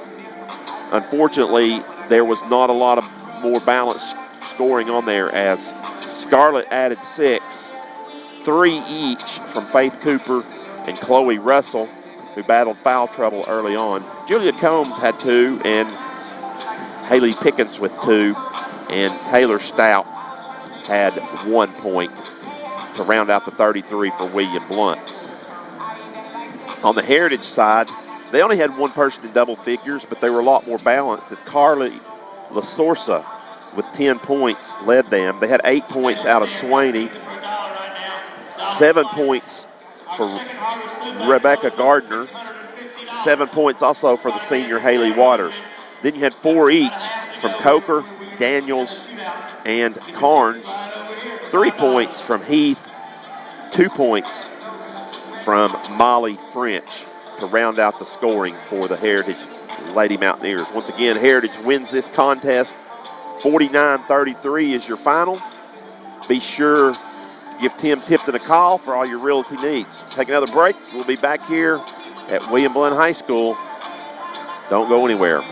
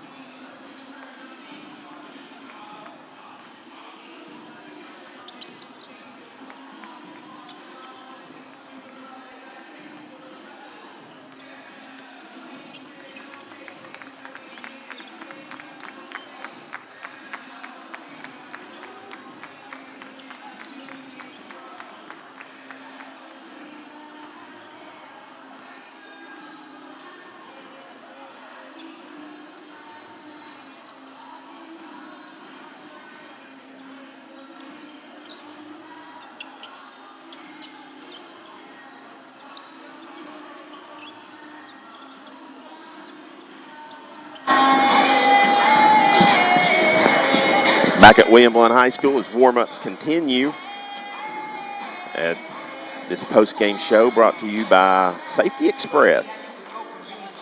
Appreciate Mitch doing a sponsor Safety Express, our pre- and post-game show as well. Here's your area update brought to you by Young Life. Got some girls finals early on. Bearden beat Science Hill 52-43. Bearden goes to 13-0, and that's in that 5-star prep classic up at Bearden with the win there. They keep rolling along. Also, not a lot of finals coming in. Gatlinburg Pittman all over Pigeon Forge 71-38. That is one of the losses, 2 losses Heritage has. I think they split with them as well. McMinn Central beat McMinn County, big rival game down there. McMinn Central 9-1 now. They won 70-60 over McMinn County. Sequoia with a win over Lenore City, 32-17. That's that'll be the next game we have on January the 4th. So at this time, Robbie has brought in head coach. Yep, Coach Kallenberg has joined us with our interview. All interviews sponsored by Magna One for the best in 4-stroke marine engine oil.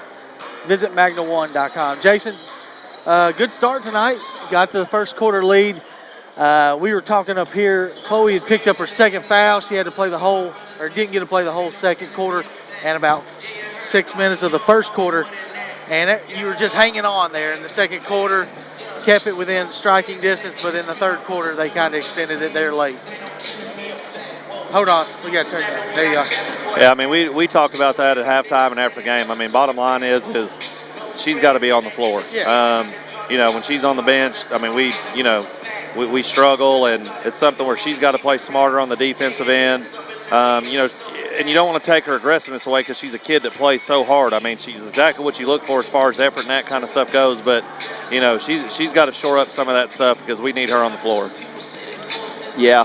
And Robbie pointed out, we talked about this too, defensively, they frustrate you, don't they? I mean, they just take away stuff. And the pressing on misses, any outlet, any rebound, any dribble, everything's contested with them. It is. And, I mean, it's, obviously Rick's always done a good job with them. I felt like that we, minus the one little slip up and their 1-3-1 where we got a little bit impatient. I mean, I thought we handled their full court press well. Again, you got some kids out on the floor that haven't been in that situation, haven't seen that kind of pressure, and, they struggle with it some tonight. I did tell the kids that I felt like, I saw us take a jump in some areas defensively. There were a couple of really good defensive possessions I saw you guys play. Gardner didn't even score the first half. Right. So. And, and I mean, the thing is, too, is, I mean, the second quarter I've got to get figured out. I mean, every game this year except Grace Christian, we've scored in single digits in the second quarter. And, and I think as the game goes along until we can build some depth, I mean, we're riding 6 or 7 kids right now.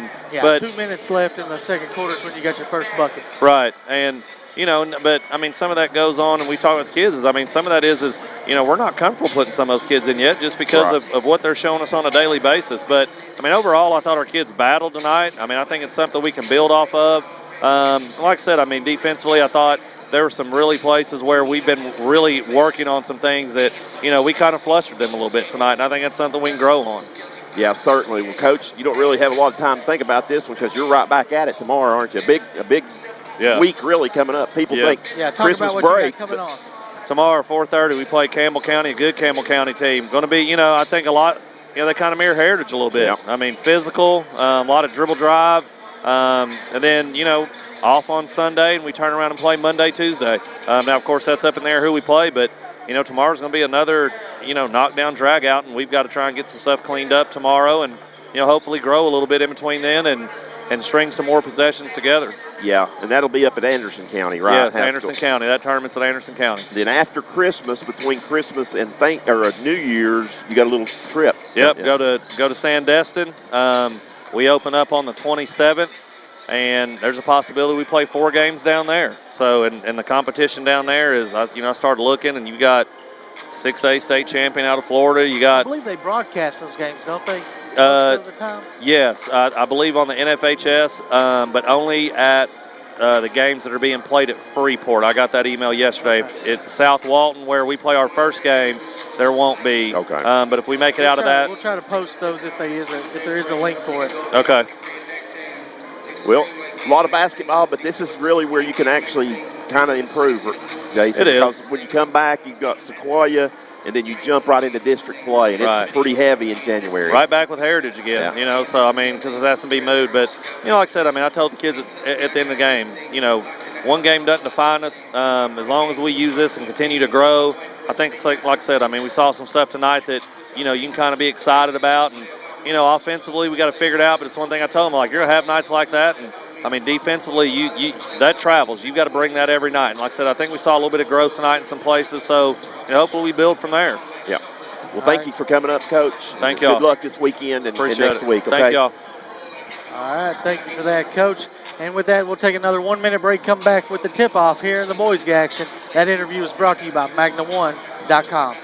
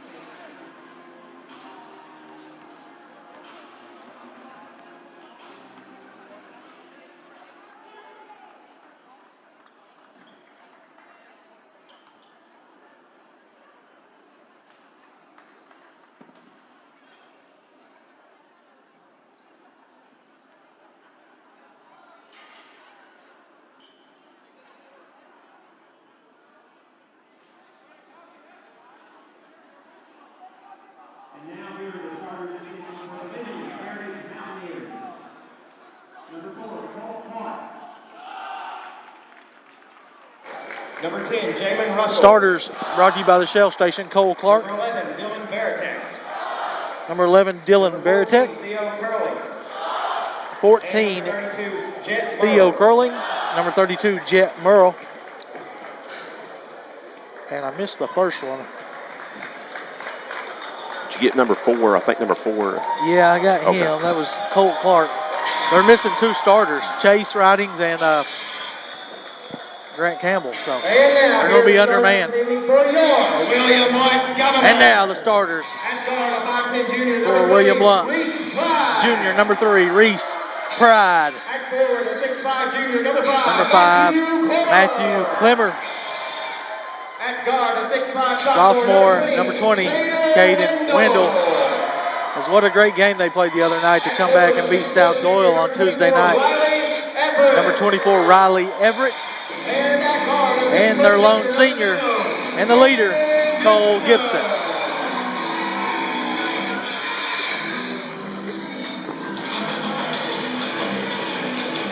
Yep, so we're about set to go here, Robbie.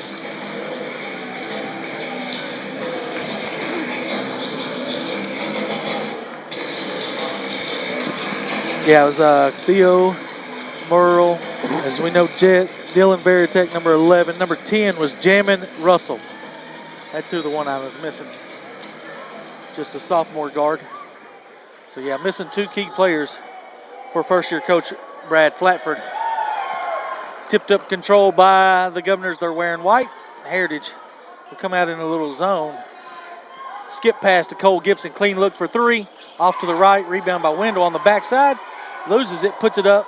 Too strong. Riley puts it up. He's blocked. Clemmer, fourth try. We got it.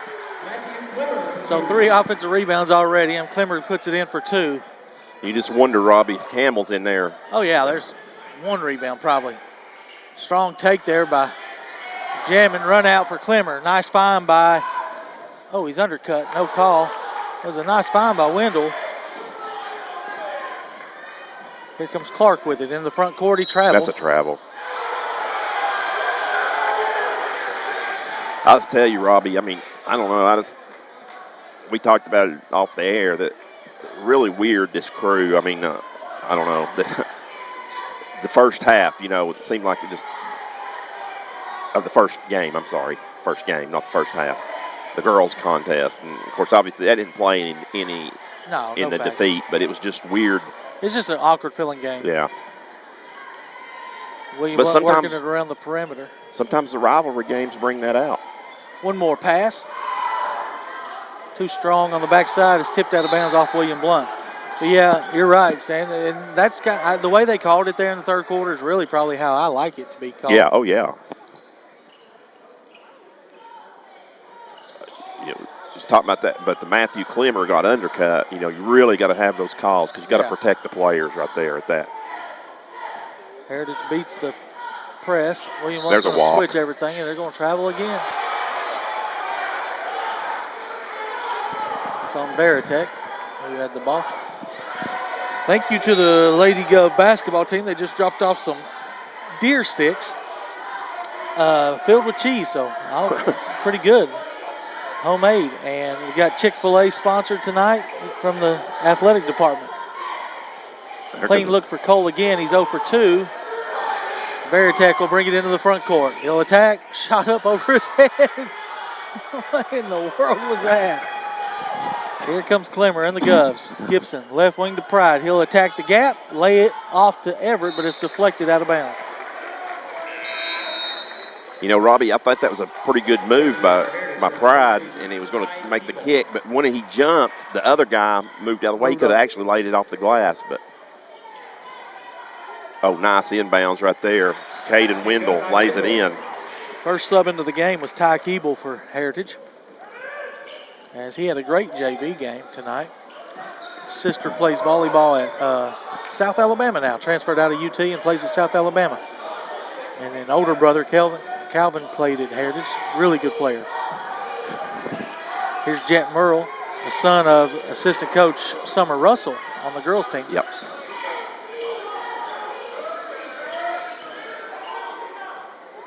Also plays golf for Heritage. Good kid. Crossover dribble here by Russell. Pull up jumper short.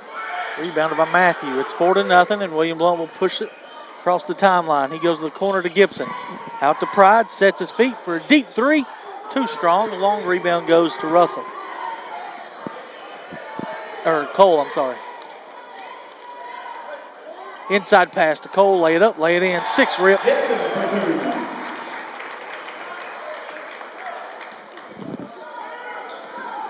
So good start for the Governors here in the boys contest, Robbie. But if I remember, the girls led 6-2 at one point in the girls contest. That didn't end well. Yeah, this one's going to end better than that one. I can promise you. Is that an adios? Is that a backdoor adios? That's not quite an adios. Here's a 3. Hey, see, there wasn't no adios. Nice shot by Russell. And it puts Heritage on the board 6-3. Everett to Clemmer.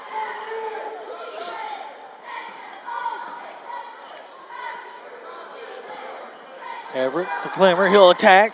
Lays it up. And in. Wow. Nice English on that ball. Matthews' 4th point. William Blount's 8th.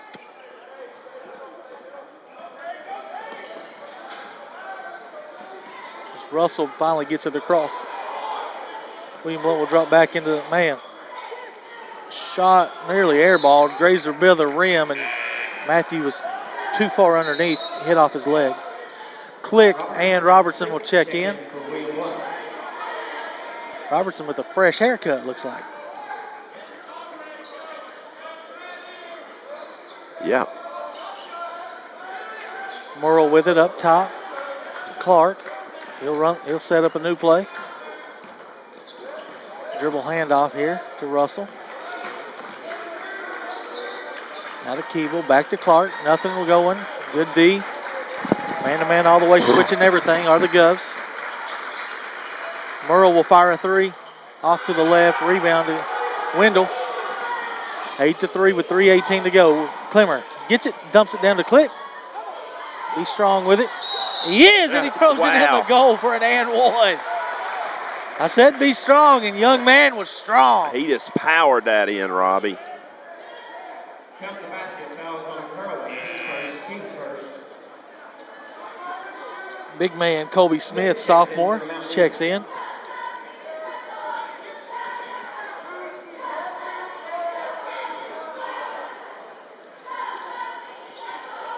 And Click finishes it off with a three-point play the old-fashioned way.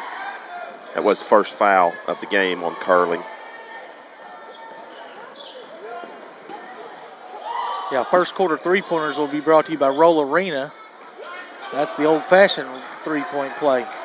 Second quarter, Stand While I'm Gone, will be brought to you by Foothills Flooring. Priced right, doing it your way. Thank you, Robbie. As William Blount almost throws it away right there, actually did throw it away as they were going out of bounds and threw it right to Murrell. He plays for Heritage. Keeble had a clean look that time, didn't take it. Really good shooter. Murrell powers it up inside. Had the size advantage, but faded away instead of into Gibson. Here comes Robertson, finds Clemmer. Left wing extended, bottom. Three ball down. And timeout Heritage. That's a Roll Arena three-pointer and a timeout brought to you by Tim Tipton, the delivering award-winning realty service at Realty Executive.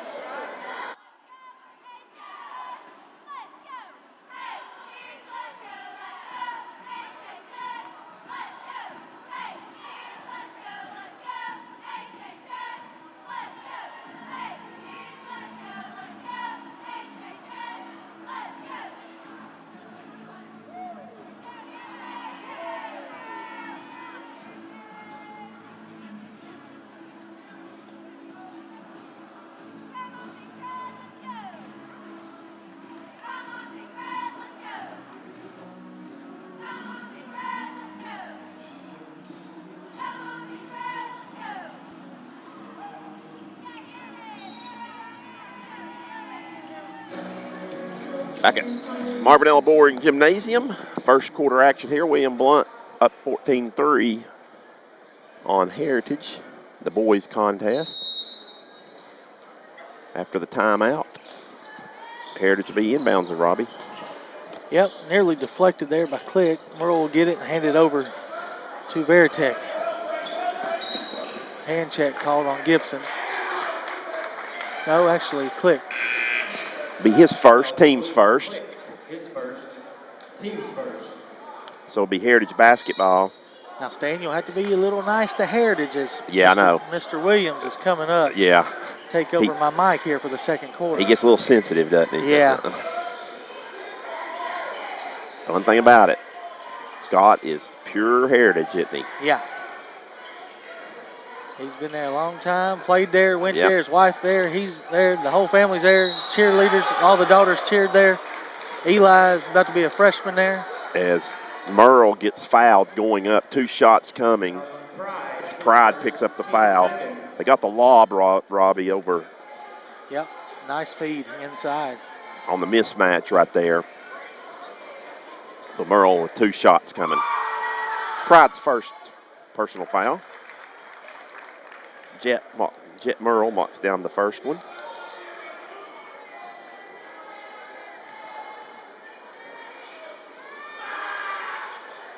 And the second. Mayfield, Braden Mayfield is checked in. Illegal screen. Is that going to be on Click? Yep. It's 2 quick ones for Click. Fouls on Click, his second. The way he caught his motion for the illegal screen is definitely different than A-cuffs. Click second, as you said, third team foul. So Heritage will get the basketball with a $1:48 to go. Trailing by 9. Clemmer checks back in, I thought. Well, actually, it was not Clemmer. It was, it was Clemmer. It came back in for Click. Working it around. Trying to find the opening, and here comes Russell with it. Picks it up, finds Merle. Can't go nowhere with it. Still working it around.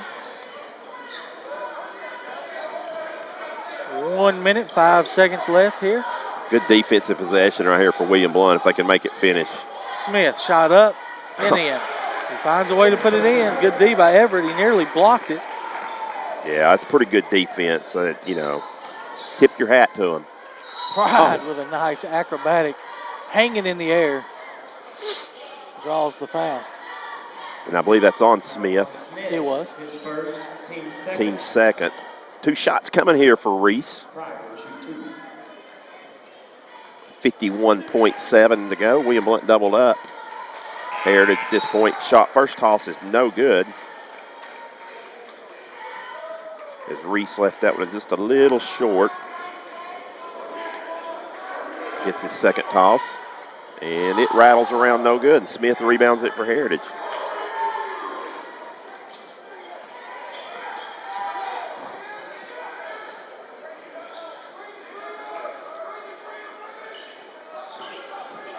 Got jamming up top.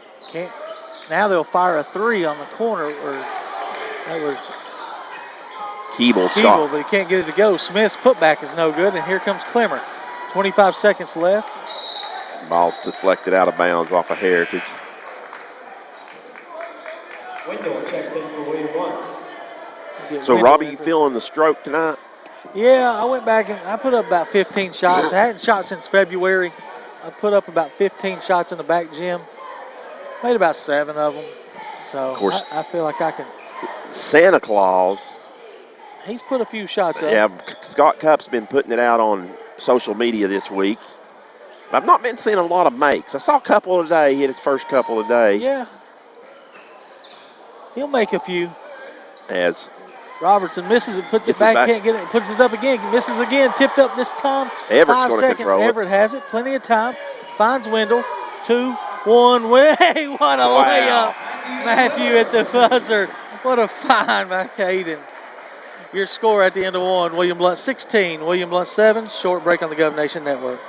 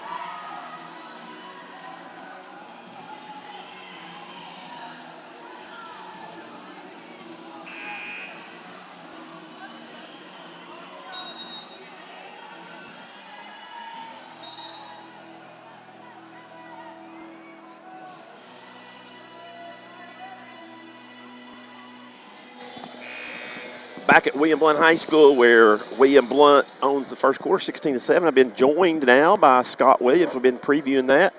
Number one, thank you for coming up, Scott, and pitching in for us. Well, I appreciate the offer. You'll give us a good perspective from Heritage side of the game as well, both teams. It's Heritage basketball to start the second quarter. Merle posts up on Mayfield. Nice pass to Smith. Lay it up and lay it in. Of course, Scott, couple starters out for the Mountaineers tonight. Yeah, their two best defensive players are not here. Gilbert Campbell and Chase Ridings. There's a Foothills flooring three by William Blount.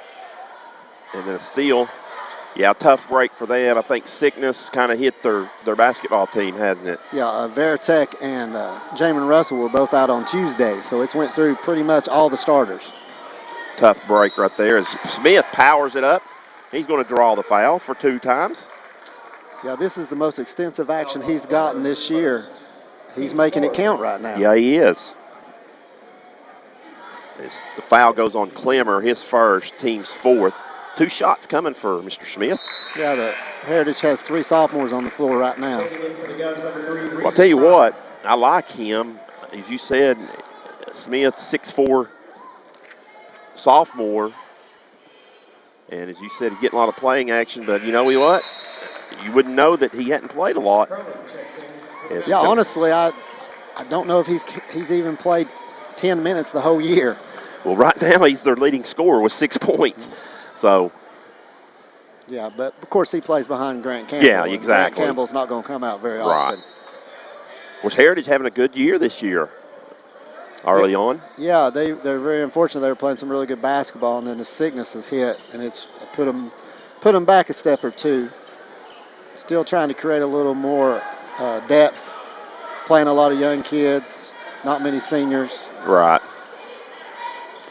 And of course, right here in the zone, as Blount swings it around.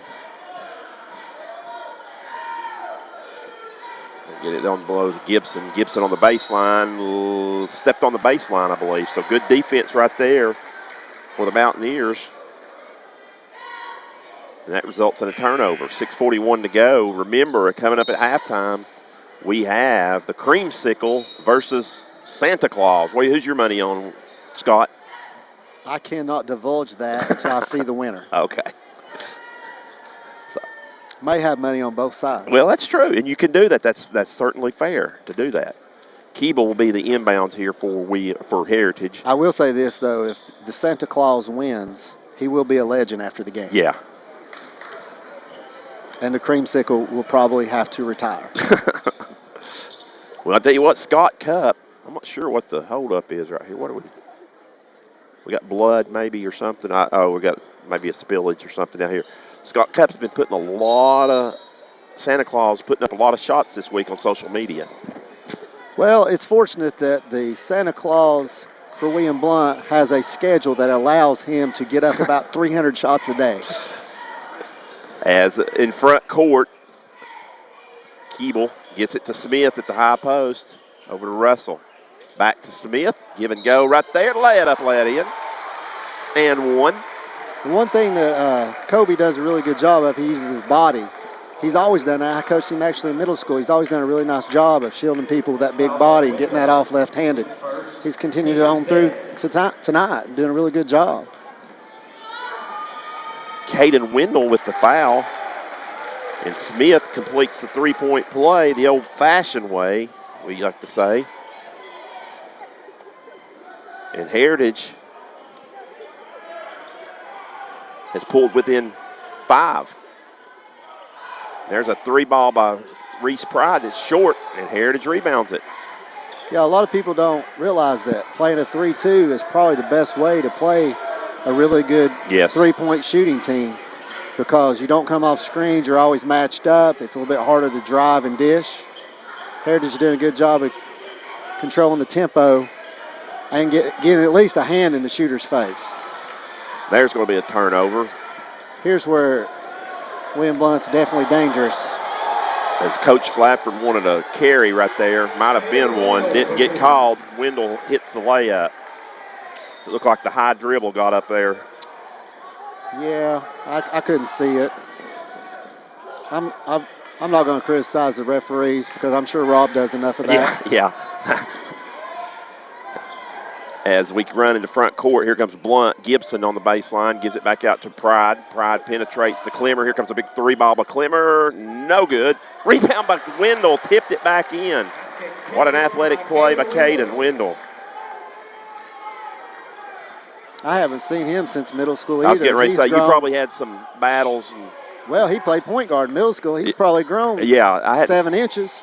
Exactly. I hadn't seen him till this year. Of course, he played this freshman last year. And there's the bank open. Off the bank for Veritek. his first basket, 3-point shot there.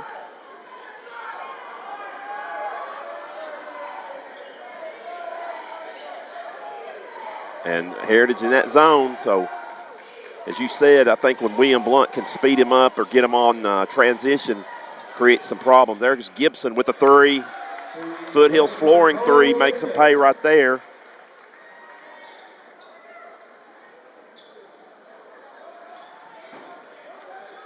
As Veritek will bring it up against Blount's pressure. I really don't know how you can miss a shot at William Blount High School. Softest rims, and probably in America. As Smith powers it up, leaves it a little short right there. Good move, just couldn't get it, and there's a foul in the backcourt on Russell. Fouls on Russell.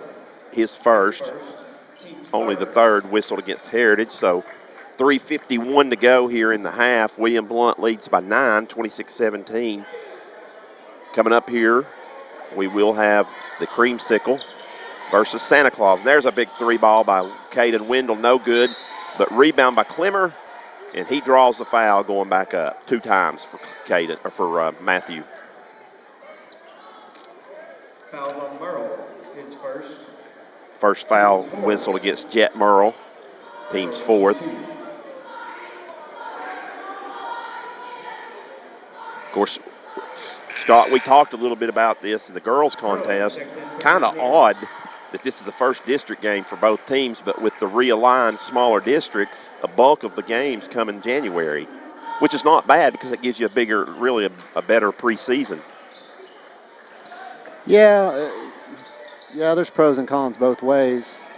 Well, you know, you think about, you don't want to have to jump in playing Bearden right off the bat, and Maryvilles and so forth. So, you know, you get a few games under your belt before that. And of course, this district, and it's pretty, you know, always been pretty stacked. Losing Lenore City's, you know, not, but I mean, Bearden already has the loss to Farragut as the ball's deflected there. Blount wants to run with it here, Gibson in front court, but Bearden, Farragut's already beat Bearden.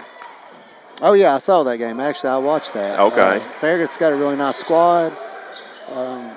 Got some good shooters. Had a nice left-handed player. I can't remember his name that played really well. Bearden's very talented. Of course, Maryville, you know, will be good. Oh yeah, it's a tough district. Basket good by Curling. Curling with the basket, his first of the night. Nice jumper right there. 2-point shot. Should be very competitive this year. It should. We were talking about that. I'm not sure how good Hardin Valley is. As Clemmer gets the and one, a blocking foul is going to be called, I believe, on Curling. That's the one thing in a 3-2. If you get beat on the baseline, you got problems. Theo Curling, his second. Team's 5th. That's 2 fouls on Curling, so he's going to exit. And Clark, I think, back in for Heritage. Clemmer cannot complete the 3-point play this time, and Heritage rebounds it. And then I think Coach Flatford's going to take a timeout. We'll take a 30-second break with them right here on Gov Nation Network.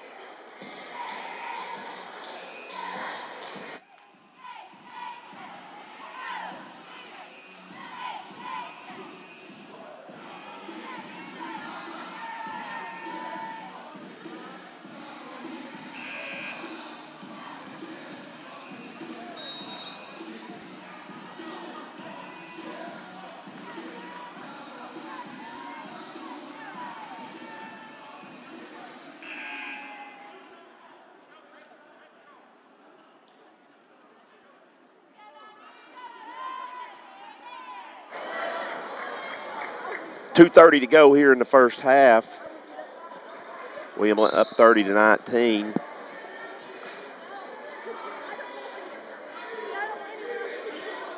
What is Heritage's schedule like during the? They plan any tournaments like during Christmas? Yeah, they have their own Christmas tournament starting next week.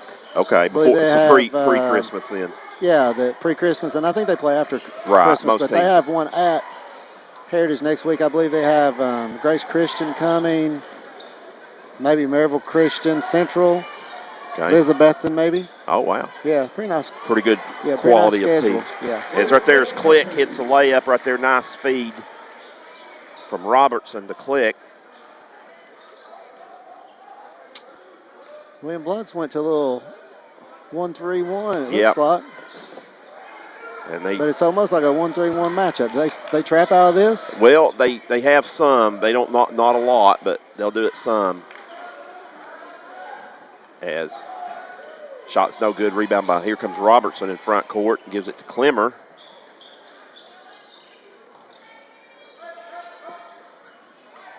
It's 1:24 to go here in the half. Blount up by 13. At the half coming up, we'll have stats with Stan. Oh, nice feed right there to Mayfield. Lays it back up over his head. Nice cut.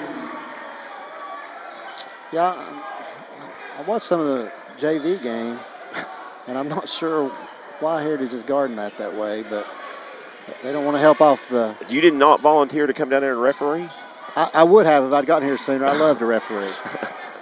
Well, Billy Clemmer and Jason Keeble did a great job. And one coming here for Matthew Clemmer. And the foul is going to go against Veritek. His first, team sixth. His team sixth. Of course, Matthew will be trying to hit the three-point play here. 36-19, 52.9 to go. And Clemmer does hit the three-point play the old-fashioned way, brought to you by Foothills Flooring. William Blount has some very nice depth. They can go about 10 deep. They do. I think this is probably the best team Wendell's had here in his tenure.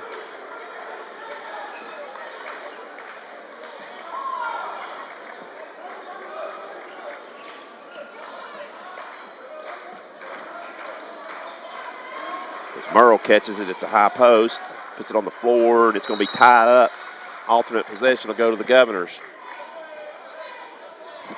Jump ball possession to William Blount. Of course, you coached a lot of these kids in middle school. Is predominantly Heritage Middle, well, does feed Heritage High School.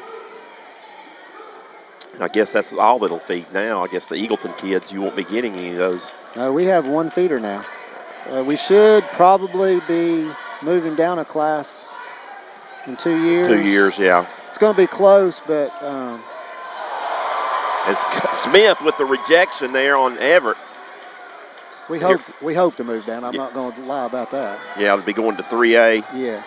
It's going to be a little bit close because, as you know, there's a lot of people moving into the area. Right. Russell shot no good, and the half comes to an end, 37-19. Well, yeah, I mean, that would be good. I mean, I don't know where that 3A district is right now, but... Well, there's a couple of different places they could put you, but you're probably going to be playing the Seymours and the Sevier Counties, the Carters, those kinds of teams, the North City. Yeah. So it'd be a good league it's a little better than Bearden's, right, and Maryville. Yes, it'd be good. And we got a good setup now because you're going to feed everybody through the same place. Yeah. So. All right, we'll take a short break, and we'll come back. Actually, you can enjoy the girls' dance team here as we take a short break. First of all, we got the dance team. They're going to actually be performing during this Santa Sickle 2020. I'd like to thank everybody for participating in raising nearly $800 for Second Harvest Food Bank. Thank you guys for buying those tickets. So as this competition is going, we'll have a 1-minute shoot-off. And then whoever wins, I'll take that particular stocking, start pulling out for all the prizes that we have. So thank you for that. All right. Joe, my friend, get the lights. Actually, they're doing things a little different here. I thought the dance team was going to... Making his first appearance in 2000. Dance team's going to perform in the middle. Creamsicle. So there comes the Creamsicle. His first appearance this year. Well, he was very confident before the game. Well, I don't know too much about it because he's missed. I mean, he's not put up any shots since February. He said he put up about 15 in the back gym. So. And here comes Santa Claus. Where's your rebounder, Mr. Claus? Where's my rebounder, Taylor? We looked for an elf, but couldn't find one. How was your trip down, sir? It was great. Real easy way in. Excited for Christmas. Got the workers down smack at home getting the toys ready. We're ready for Christmas. But right now we're coming. So Scott Cup, always the promoter. First, ladies and gentlemen. He's got something going here. So 1 minute. We'll count them. Scott, I'll let you count the sickles down on this end, and I'll count Santa Claus, okay? I'm not sure I can see Oh, them. you can't see? You count Mr. Claus. You might have to stand up. In the meantime, we'll put the spotlight on our dancers performing as well. So the spotlight's going to be on the dancer. The contest starts. Amber. Thank you, Brad. There we go. As Claus gets one in.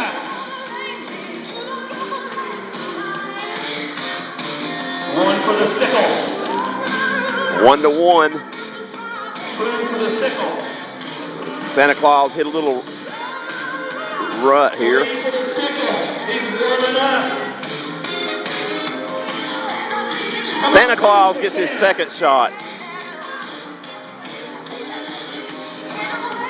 4-2 is the sickle. Still got a chance, Mr. Sickles 4-2. 20 seconds left on the clock. I got 5 down here. 5 for the sickle. 6. Oh, here comes Santa Claus. Hit one. 6-3.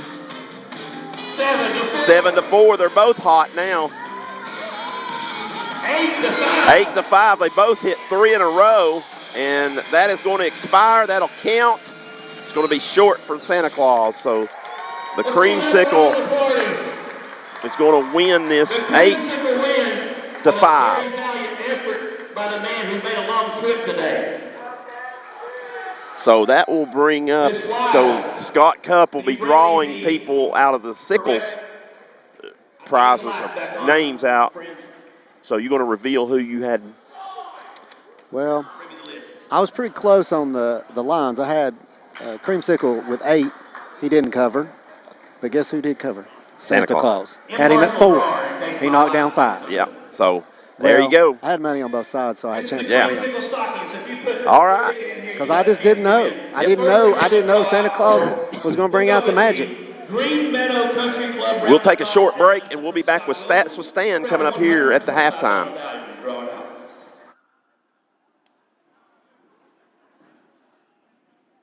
Jeff Miller, I know that guy. Jeff Miller.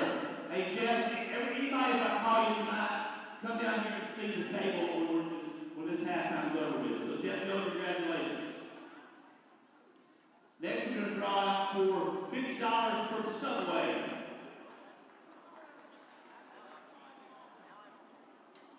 Scott Greer. Scott Greer. Come see us after this is over.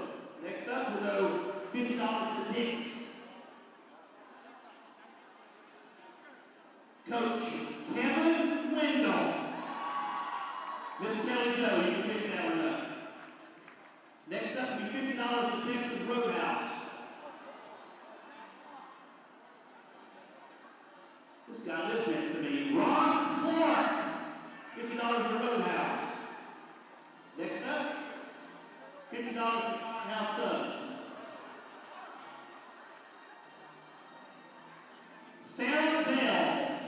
Sarah Bell. $50 to the Cheesecake Factory. Blake St. Clair. Blake St. Clair. $50 to Olive Garden. Thomas Shepard.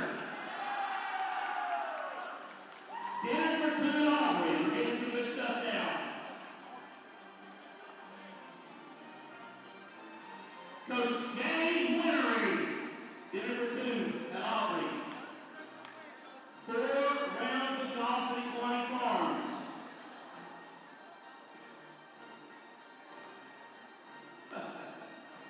Rick Atherton. And finally, $100 Visa card. Michael Haynes.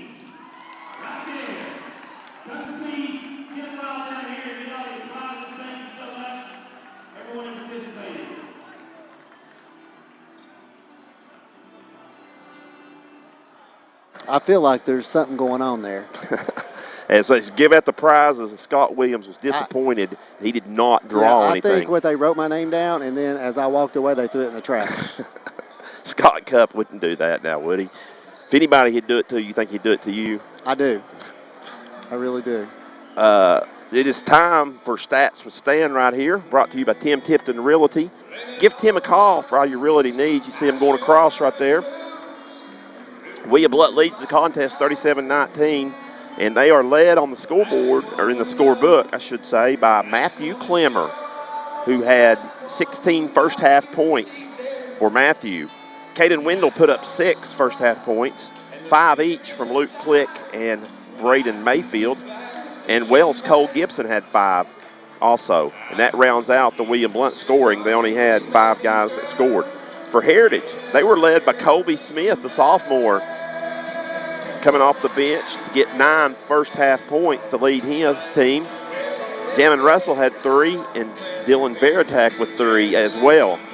And then 2 points each from Curling and Jet Merle to round out the first half scoring for the Mountaineers. Once again, your halftime score is William Blount 37, Heritage 19. Take another short break.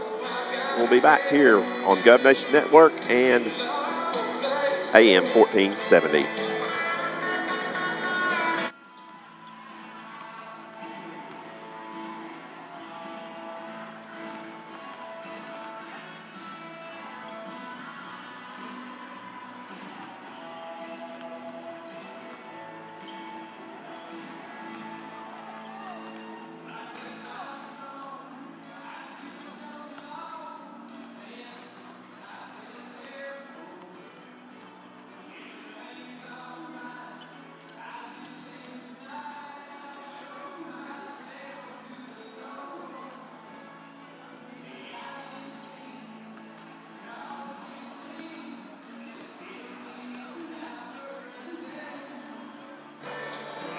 We're back at William Blount High School.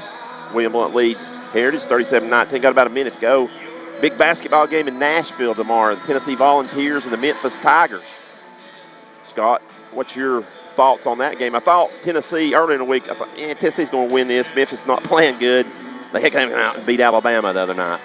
Yeah, Memphis is extremely athletic. Yes. But matchups, I still think Tennessee's got a good chance to win this game because Alabama had no inside game at all. The parts of the game I watched of that. So they couldn't take advantage of the inside to sort of slow Memphis down. I think Tennessee will be able to do that. I think they'll come away with the win. Well, it'll be an interesting game. Of course, Rick Barnes not a real big fan of Penny Hardaway, and this probably might be the last game for a while anyway in this series. Well, you know, when you first start coaching, you got to be careful what you say. Yeah. He didn't really care what he said. Yeah, exactly. And, you know, that's what happened. But he's also put Larry Brown on his staff, which that's got to be very beneficial for Memphis. Right, yes. Start the second half, and there they go into Colby Smith. Colby Smith draws the foul. Well, thanks for having me. I'm going to turn it over to Mr. Robbie Lott. Well, thank you for coming back. I'll see him on Sunday at the golf course, and it won't be as favorable as playing the Santa Claus. Thanks, Scott, for coming up and helping us out there. As Smith once again powers it up and in. So I tell you what, Colby Smith is taking advantage of the opportunity to play with Campbell out sick tonight. Yeah, gets the start for the second half. And it's going to help this Heritage team down the line, Robbie, as will provide some depth. Heck, you might even put them both in there together at sometimes. As Matthew Clemmer powers up, his 18th point. Big second quarter. Yes, for Matthew. For William Blount. We have for William Blount, 21-12, as Blount did. As they caught fire with a couple of threes, couple of Matthew Clemmer's old-fashioned, Foothills Flooring old-fashioned three-point plays. Gibson gets in deep, throws it away. Foul in the backcourt on Everett.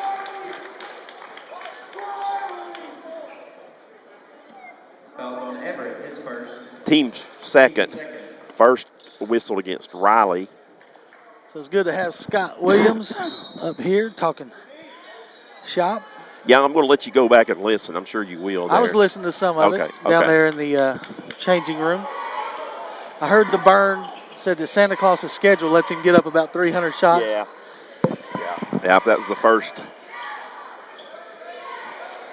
Little disappointed in the athletic department again with the darkness. Couldn't see a lick. No, it was hard. It was tough. Have the tough. lights off, and we couldn't see it on the screen. You couldn't see. Yeah, it was completely pitch dark. Just another mistake, just like last year against South Doyle. The reason I lost that match.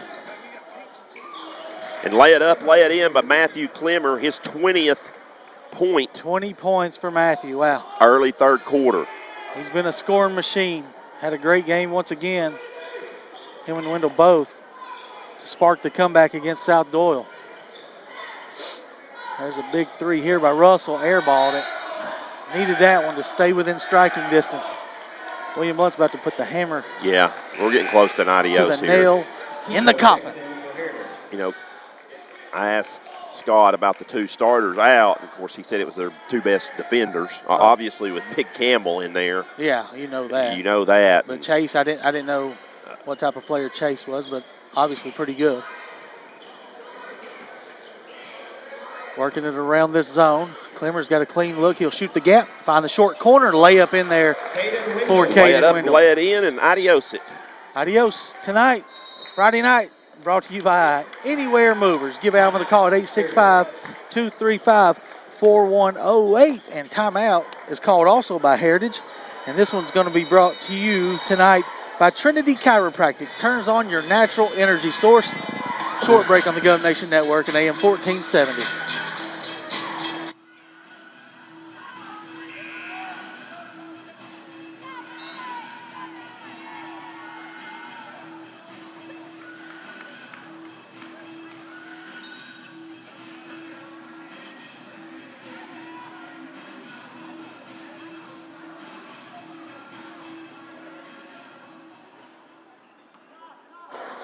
Back at William Blount High School, Heritage basketball here after the timeout. As Blount has doubled them up a little bit more, 43-21 your score, and just as Veritek gets to the rim, cannot hit the shot. As Gibson does hit the shot and draws the one. It's on Merle. That will be Jet Merle's second personal. First of Heritage here in the second half. Gibson will try to complete the three-point play the old-fashioned way, Robbie. And he does. Yep, and Stan, I'm going to tell you, I don't know if it was more for the girls' game, but the boys' game, all these fans, they could be sitting down in the lower deck. Yeah. And we wouldn't have needed the bleachers. No. That probably would have helped Heritage not missing two starters. Yeah. But I will say this, throw this out here. This late, you know, there's some things, you know, kids been out of school and might not have got this. You know, there may be some people that would have came the other day that are maybe not here tonight is what I'm trying to say. You see what I'm saying? But that might, so you might have needed. So regardless, I mean, it is what it is. You never know. And William Blount. Definitely a decent crowd, but not a normal Heritage William Blount crowd. But some might have filed out after the girls' game and the boys' halftime. Yeah. Steal by Everett. Clemmer has it down to Wendell. Well, he can't control it. It's out of bounds. Turnover.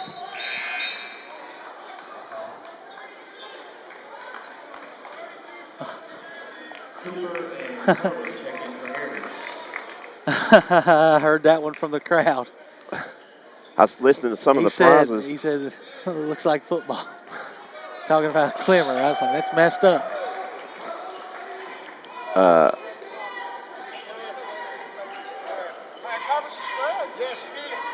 Near steal by Wendell.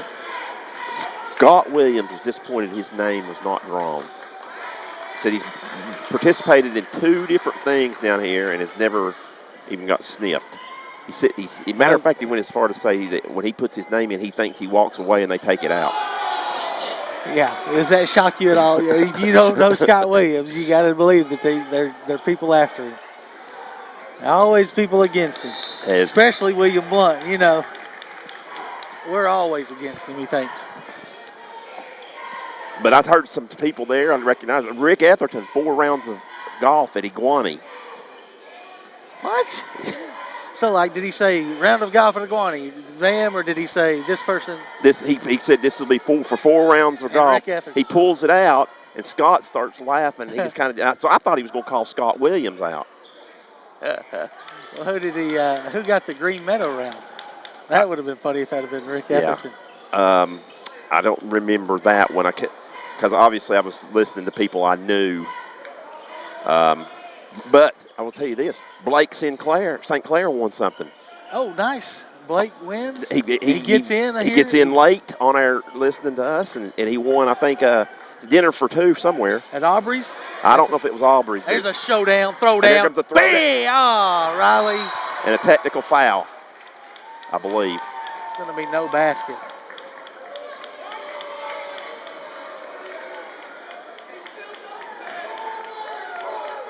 They counted the basket. Oh, yeah, they're counting the basket.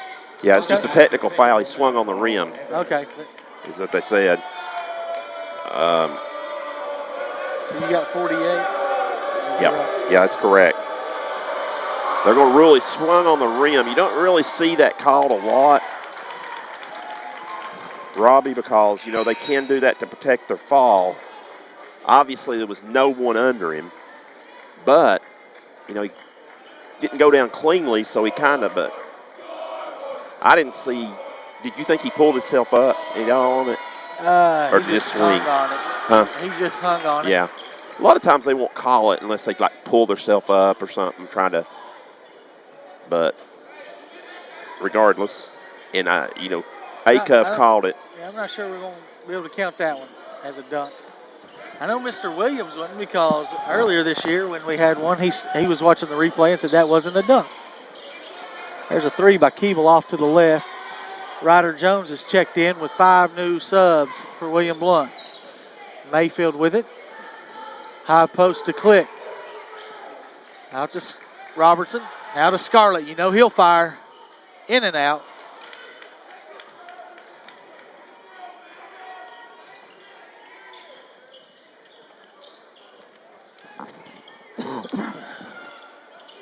Third quarter 3-pointers tonight. If they drop one, will be brought to you by Blount Partnership. There's Heritage hitting one. Keeble. I asked Scott. He got here to the end of the JV game, and I asked him why didn't he volunteer to referee. He said, I'd love to, but I didn't get here till late. There's Scarlett. He'll match one. That's a Blount Partnership 3-ball for the Govs.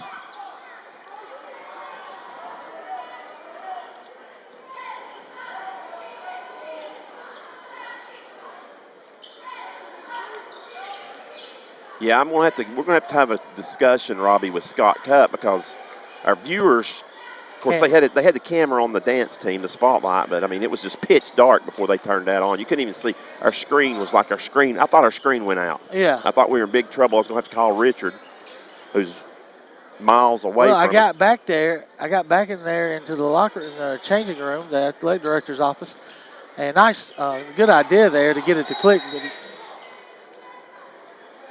Jump ball and call. But, yeah, I went back there, and you know how it's on delay a little bit. And they said, I was seeing at the end, I was like, is that the shot that we got from the camera? And they're like, yeah, we don't even know. The referees were back there, so we don't even know what's going on. I said, well, there's a shooting contest supposedly just went on. Santa Claus came down from the North Pole. And our viewers at home didn't get to see him. 55.7 to go. So we'll have a discussion with Scott Cup about that, about better lighting.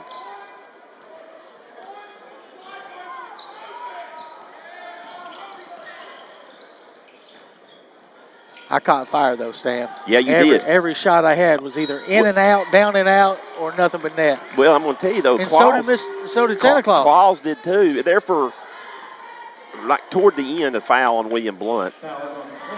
Click gets the foul in the act of shooting. Will Murrells go to the line? That's the third foul against Click, and then Merle, as you said, is the line. You both hit, I mean, it was just like 6 straight shots. I mean, between the two of you. The crowd wasn't screaming. I don't know if they could even hear it because I couldn't keep track of the score. And when I hit my 8th one, I kind of walked off. I thought that was enough. And I still had like 3 seconds left. And they said 8-5. And I was like, wow. Santa Claus has really stepped it up, put back up and in. By curling. Curling.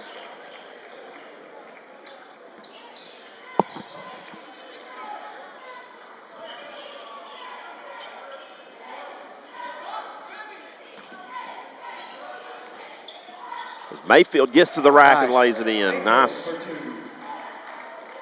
7 points for Mayfield tonight.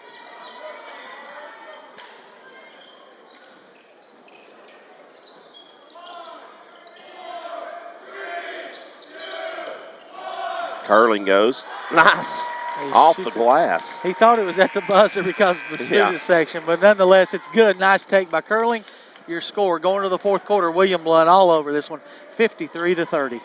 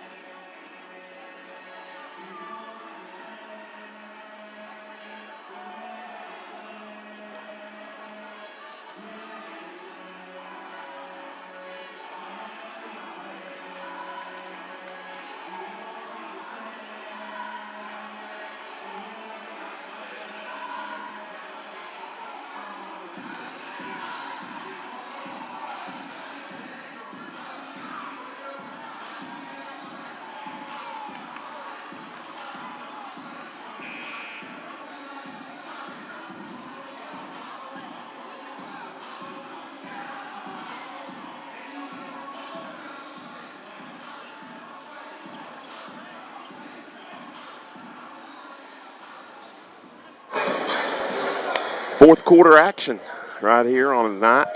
We saw Heritage Girls beat William Blount Girls.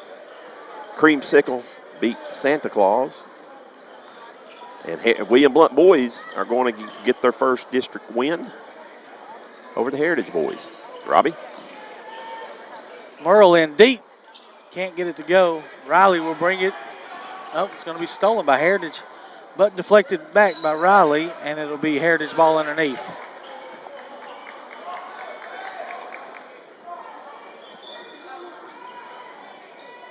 I'm thinking, Robbie, I'm looking across at the Heritage. Did they have like a theme tonight, too? I'm thinking that maybe it's like a preppy night. Maybe. It might be a prep. It could be, what's that called? Fraternity night? Yeah. Frat night. Merle. A little step back 10-foot fadeaway. Looked good right there. Nice shot by Jet. 6 points on the night for Jet. Yeah, you can see this Heritage team missing a couple of key pieces.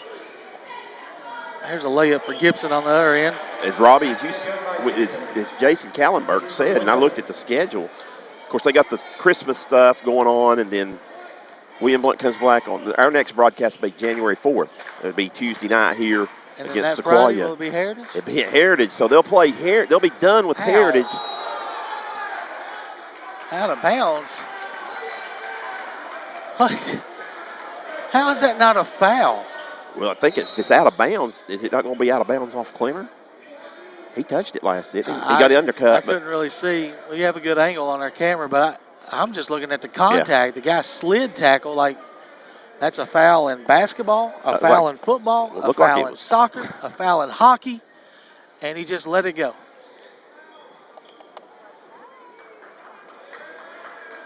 Well, regardless, but it's odd, I guess just the quirk of the scheduling. William Blount will be done with Heritage before they play any other district games. Wow.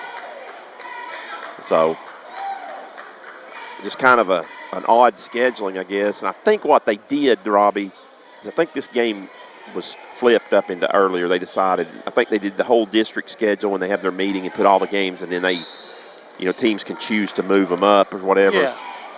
Get one before Christmas and one after. Yeah. Of course, Bearden and Farragut did that as well. Yeah, they actually played on the night that William Blount and Gibson with a nice over the back. the William Blount Heritage were supposed to play. Bearden and Farragut played. Gibson had, I think, 3 points, all late big ones for William Blount in the South Dual game. Tonight he's got 12. He's had a great game. Nice take by Jammin. Couldn't get it to go.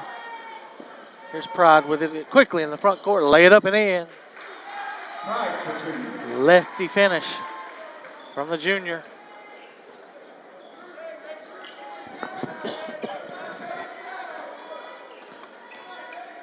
Tell you 6 what, Robbie. minutes to play. Yeah, and you know, we're not far off from mercy rule. I mean, really, William Blount's up to 27 at this point.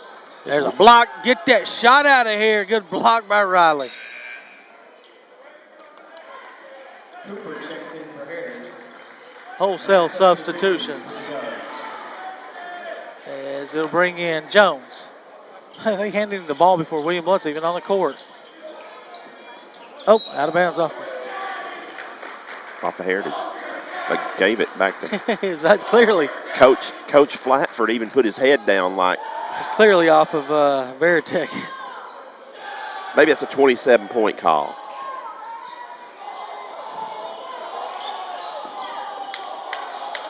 I don't call the scoreboard. I just call it how I see it. Scott Williams said he was not going to criticize the officials because he figured you did enough. I don't know if you heard that comment or not, but I heard that one too. And trust me, how many technicals has he had in the last 2 years when he used to say he would never get a technical? He got ejected, didn't he, one time? Yeah, he got ejected last year in the, was it the Maryville game in the tournament? Yeah, I think so. Yeah. I forgot all about that. I don't want to get on the referees. Yeah, okay. Okay, Mr. Williams, we believe you.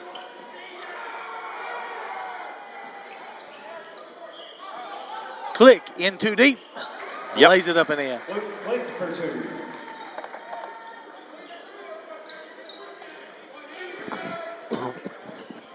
So we'll have a good Christmas break. Hope everybody stays safe. And we'll come back January 4th. Tuesday, January 4th. Sequoia. I think both of those are pretty close games. You know, Sequoia. No, William Blount boys surprisingly won by 16. There's a 3 by 23. Cooper. Wow. Yeah, William Blount won by 16, the same amount that Sequoia beat Maryville by Tuesday night. Yeah. So that bodes well, but we just got a score from Alcoa. Maryville was up by 20-something on Alcoa at halftime. So, I don't know. I felt like Maryville game, to me, looked like we would roll in that game. But now, you never know.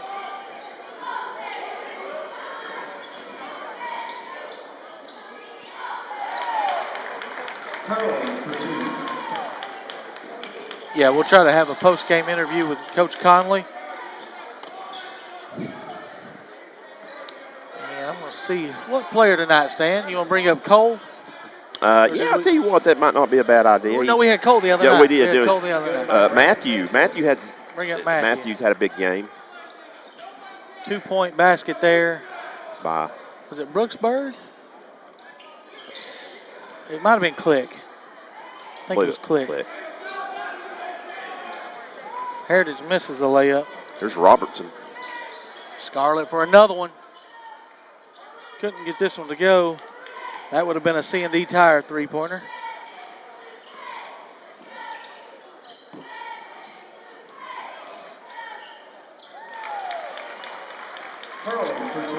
Curling has had a pretty big second half for Heritage. 8 points for him in the second half alone, 10 on the night. As Click kind of got hit on the screen there, was not looking. The pass was errant. Cooper for another 2. Basket good by Cooper.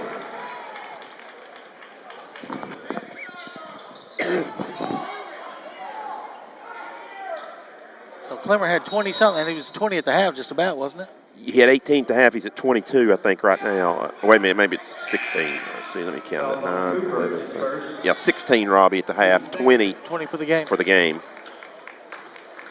You know, Click's done a pretty good, has 9 points tonight, too.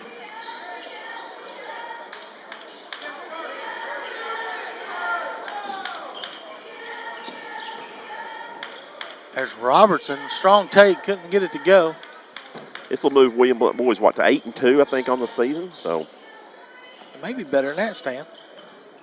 I think it was. Cause No, you might be right. Yeah, because the girls had won 7 straight. So, and they had the identical records coming in. So 8-2, 1-0 in the district. And a lot of playing over the next couple of weeks. 2 different states. If Smith hits the basket, draws the foul, I believe, from Click. No, actually, Bird. So Smith had a pretty big night he has 13 points. Robbie and Scott Williams pointed out that, of course, Scott Williams coached him in middle schools. He did most of these kids, but this is the most extensive varsity action he's had. Of course, playing behind Grant Campbell. Right. One thing, but like I said, I think that this will actually, there's Mayfield hits the layup. Mayfield for 2. Off the curl there.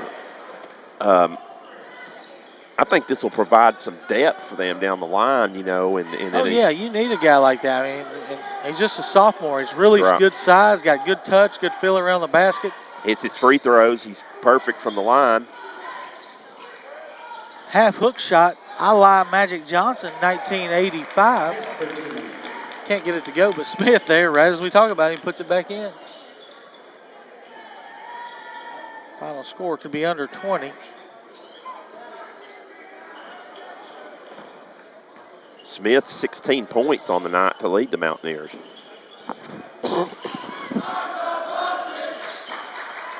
Ryder Jones puts one in for 2. Ryder Jones for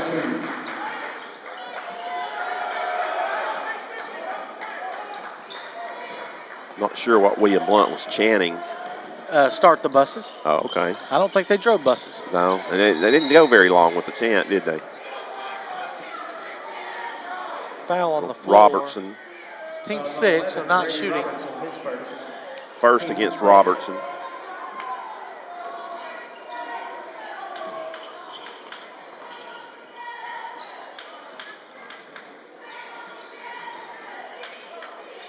Pull-up jumper, no good.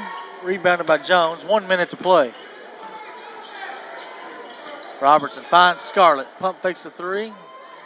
And we'll reset.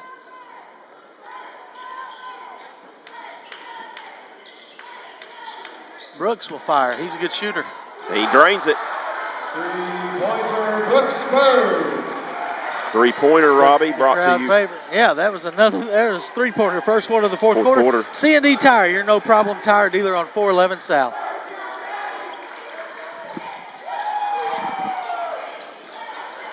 Heritage working it around the perimeter with 20 seconds left. William Blount by 24. Blocked by Robertson.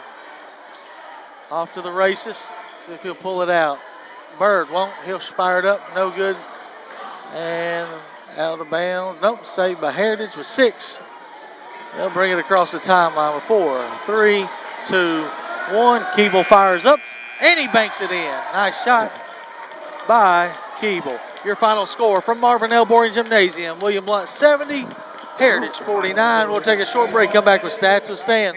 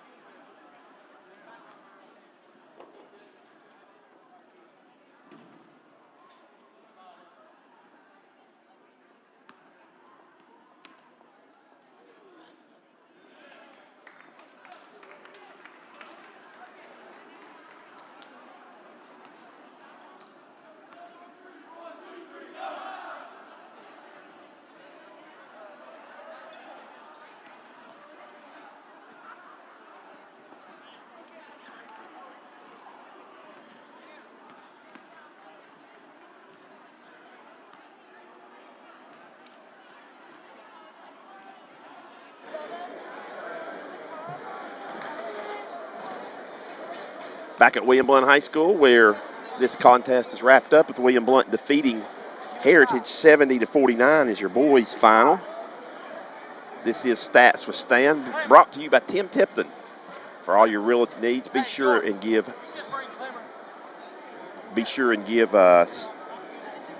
Tim a call at the phone numbers there that you scroll across your screen. And we'll thank Tim for being our sponsor for Stats for Stan. Here are the boys' final totals. Matthew Clemmer, the player of the game, Gov Nation player of the game, will be joining us here shortly. Had 20 points, really, and that was in really just a little bit more than a half, just the first couple of minutes of the third quarter. He did not score after that. Of course, didn't play in the fourth that very much. Cole Gibson also double figures tonight. That was a nice for Cole, 12 points. 9 points from Braden Mayfield and 9 points from Luke Click. 8 points from Caden Wendell. 3 each from Trevor Scarlett and Brooks Bird. 2 points each from Ryder Jones and Riley Everett. Also 2 points from Reese Pride as well. And that is a total of 70 for the Governors. The Mountaineers were led by Kobe Smith with 16. Also, curling added 10 points. 6 points from Jet Merle and Ty Keeble. 5 points from Cooper. And then 3 points each from Jamin Russell and Dylan Veritak. That's a total of 49. Once again, Robbie, your final score is 70-49 in favor of the Governors. All right. We'll bring in our Gov Nation player of the game, Matthew Clemmer. Matthew, 2-0 this week. A win Tuesday night against South Doyle, comeback fashion. Didn't have y'all's best stuff, but found a way to win. And then tonight, second quarter, you blew it open. You had 16 first half points. Talk about tonight's game against crosstown rival Heritage. I thought we played good. You know, we wanted to come out and put them away early, and I felt like we let them hang around a little bit. But in the second half, we kind of blew it open, and that's what we came here to do. So. All right, so right now, early in the season, you guys still trying to figure everybody out and how things are going to go. But you and Caden seem to be the guys that do the bulk of the scoring. Talk about your role and leading a young sophomore like Caden along with you. Yeah, I mean, we're both dynamic players. We can score inside and outside. And so me and him, you know, coaches told us that we need to score the basketball. You know, that's one of our jobs. And, you know, we both got similar games, and we try to crash the rebounds and, you know, get as many scrappy points as we can. So Stan, you got anything to add? No, but I agree with everything he said. And I did see tonight, though, Cole Gibson with 12 points, got 9 from Mayfield and Click also. So bringing some other guys along there, too, as well. It'll help you guys on down the line. Sir, yeah, we got a lot of guys that we trust coming off the bench. You know, everybody on our team can shoot. Everybody on our team can score. And, you know, we trust everybody on our team. So we expect guys like that to come in and score the basketball. So next up. Tomorrow morning. Go to Anderson County. What time? I think it's 11:30, Anderson County versus Austin East. Okay. So. All right, and that's just a bracket game, so you don't know your next opponents after that? No, they'll play Monday, I think, right. Regardless. But we don't know the times on that. So well, congratulations tonight, player of the game, and good luck this weekend and the first of next week, okay? And of course, down in Florida as well, you guys will be. We'll be back here on next broadcast will be January 4th. Yeah. Yes, sir. Thank you, guys. Thank you. Hand it off to Jordan now. Jordan wants to take a paper towel and clean that off, maybe. I'm good. All right, Jordan. You guys, good week of basketball. You had a really good win on the road Tuesday night at South Doyle. Talk a little bit more about that game. Yeah, we knew that would be a physical one going into it based on the way the last time we played them, winning overtime here. Ended up being another physical battle over there, and that's a really good team. And give them a lot of credit, too, for scouting us pretty well. And we knew what they were doing, they knew what we were doing, and it was going to be a physical game all night. And luckily this time we came out on top and was able to be tough for one night. So, and then tonight you coming in crosstown rival Heritage. They were down 2 starters. They gave you a little bit of a contest in the first quarter. Really, second and third quarter, you broke it wide open. Yep, our goal was, defensively was to hold them under 40 if we could as a team. That's always our goal, program wide. And we felt like we were doing pretty well on the defensive side of things. Offense, we got a lot of good looks early. and it kept getting more and more better. I feel like as we made subs, we kept getting better as well, and that's the good thing about this team is we feel like we're pretty deep. We can get guys in that are fresh. And if we run the floor in transition, we know that even if we get tired, we've got somebody behind us that can come in and step in and do the same thing, so that way our tempo stays throughout the game. Yeah, Stan pointed that out tonight with the scoring. You had Gibson with 12. You had Clemmer leading the way with 20, but then a couple 9-pointers from Click and Mayfield. So you had scoring all down the sheet. Yes, those first 3 guys right there, number 0, 2, and 3. When they score, we win, and we win pretty well too. That's 23 from them. Yeah, and so as long as they're doing that, they're providing, because what it is, the inside-out game is going to provide a lot more for those guys. So people are going to know we're trying to hit our big guys inside, and it opens up a lot of outside game for them, and we saw that tonight. And so when you got guys like that can score, and they're all 3 really good scorers, it helps us out a lot. Yeah, through the games we've done, you're always going to get scoring from Wendell and Clemmer. Like you say, it's those other guys. And I'd include Everett in that, as Everett has got so much potential to be that third high scorer, him and Gibson both. But tonight it was a Click off the bench and Gibson with 12 to help. So, Jordan, you guys have a good holiday break and play a lot of games in there. Yeah, a lot going on these good luck to you guys this weekend and next week, and then of course down in Florida. And we'll be back with you guys on January 4th against Sequoia here. Awesome. Happy New Year, guys. Have a good Christmas, and thank you guys for all you do. Go Govs. Thank you. All right, that interview brought to you by Magna One. And that's going to do it for us, Stan. A good night for the boys. Girls fall late third quarter, kind of took them out of the game, but knew that was going to be a tough matchup in the girls. But, yeah, the boys successful tonight. And we'll have our next broadcast will be January 4th. We'll have the whole crew back. Thank you to Brad on the camera. Stan? Yeah, of course, Brad on the camera every night. And, of course, Richard, all he did to make this happen. Because if it was left to me and you, it probably wouldn't have got on, would it? That's for sure. Because as soon as they said the dates, they said the 17th, and Richard said he's out. I said, we're not going to be able to broadcast the Heritage game. So, but thankful Richard got it done for us. All right, so long, and congratulations to all the pickers who won Second Harvest tickets tonight, prizes, and all the money. I think I just got a text from the athletic director. He said $1,000. Wow.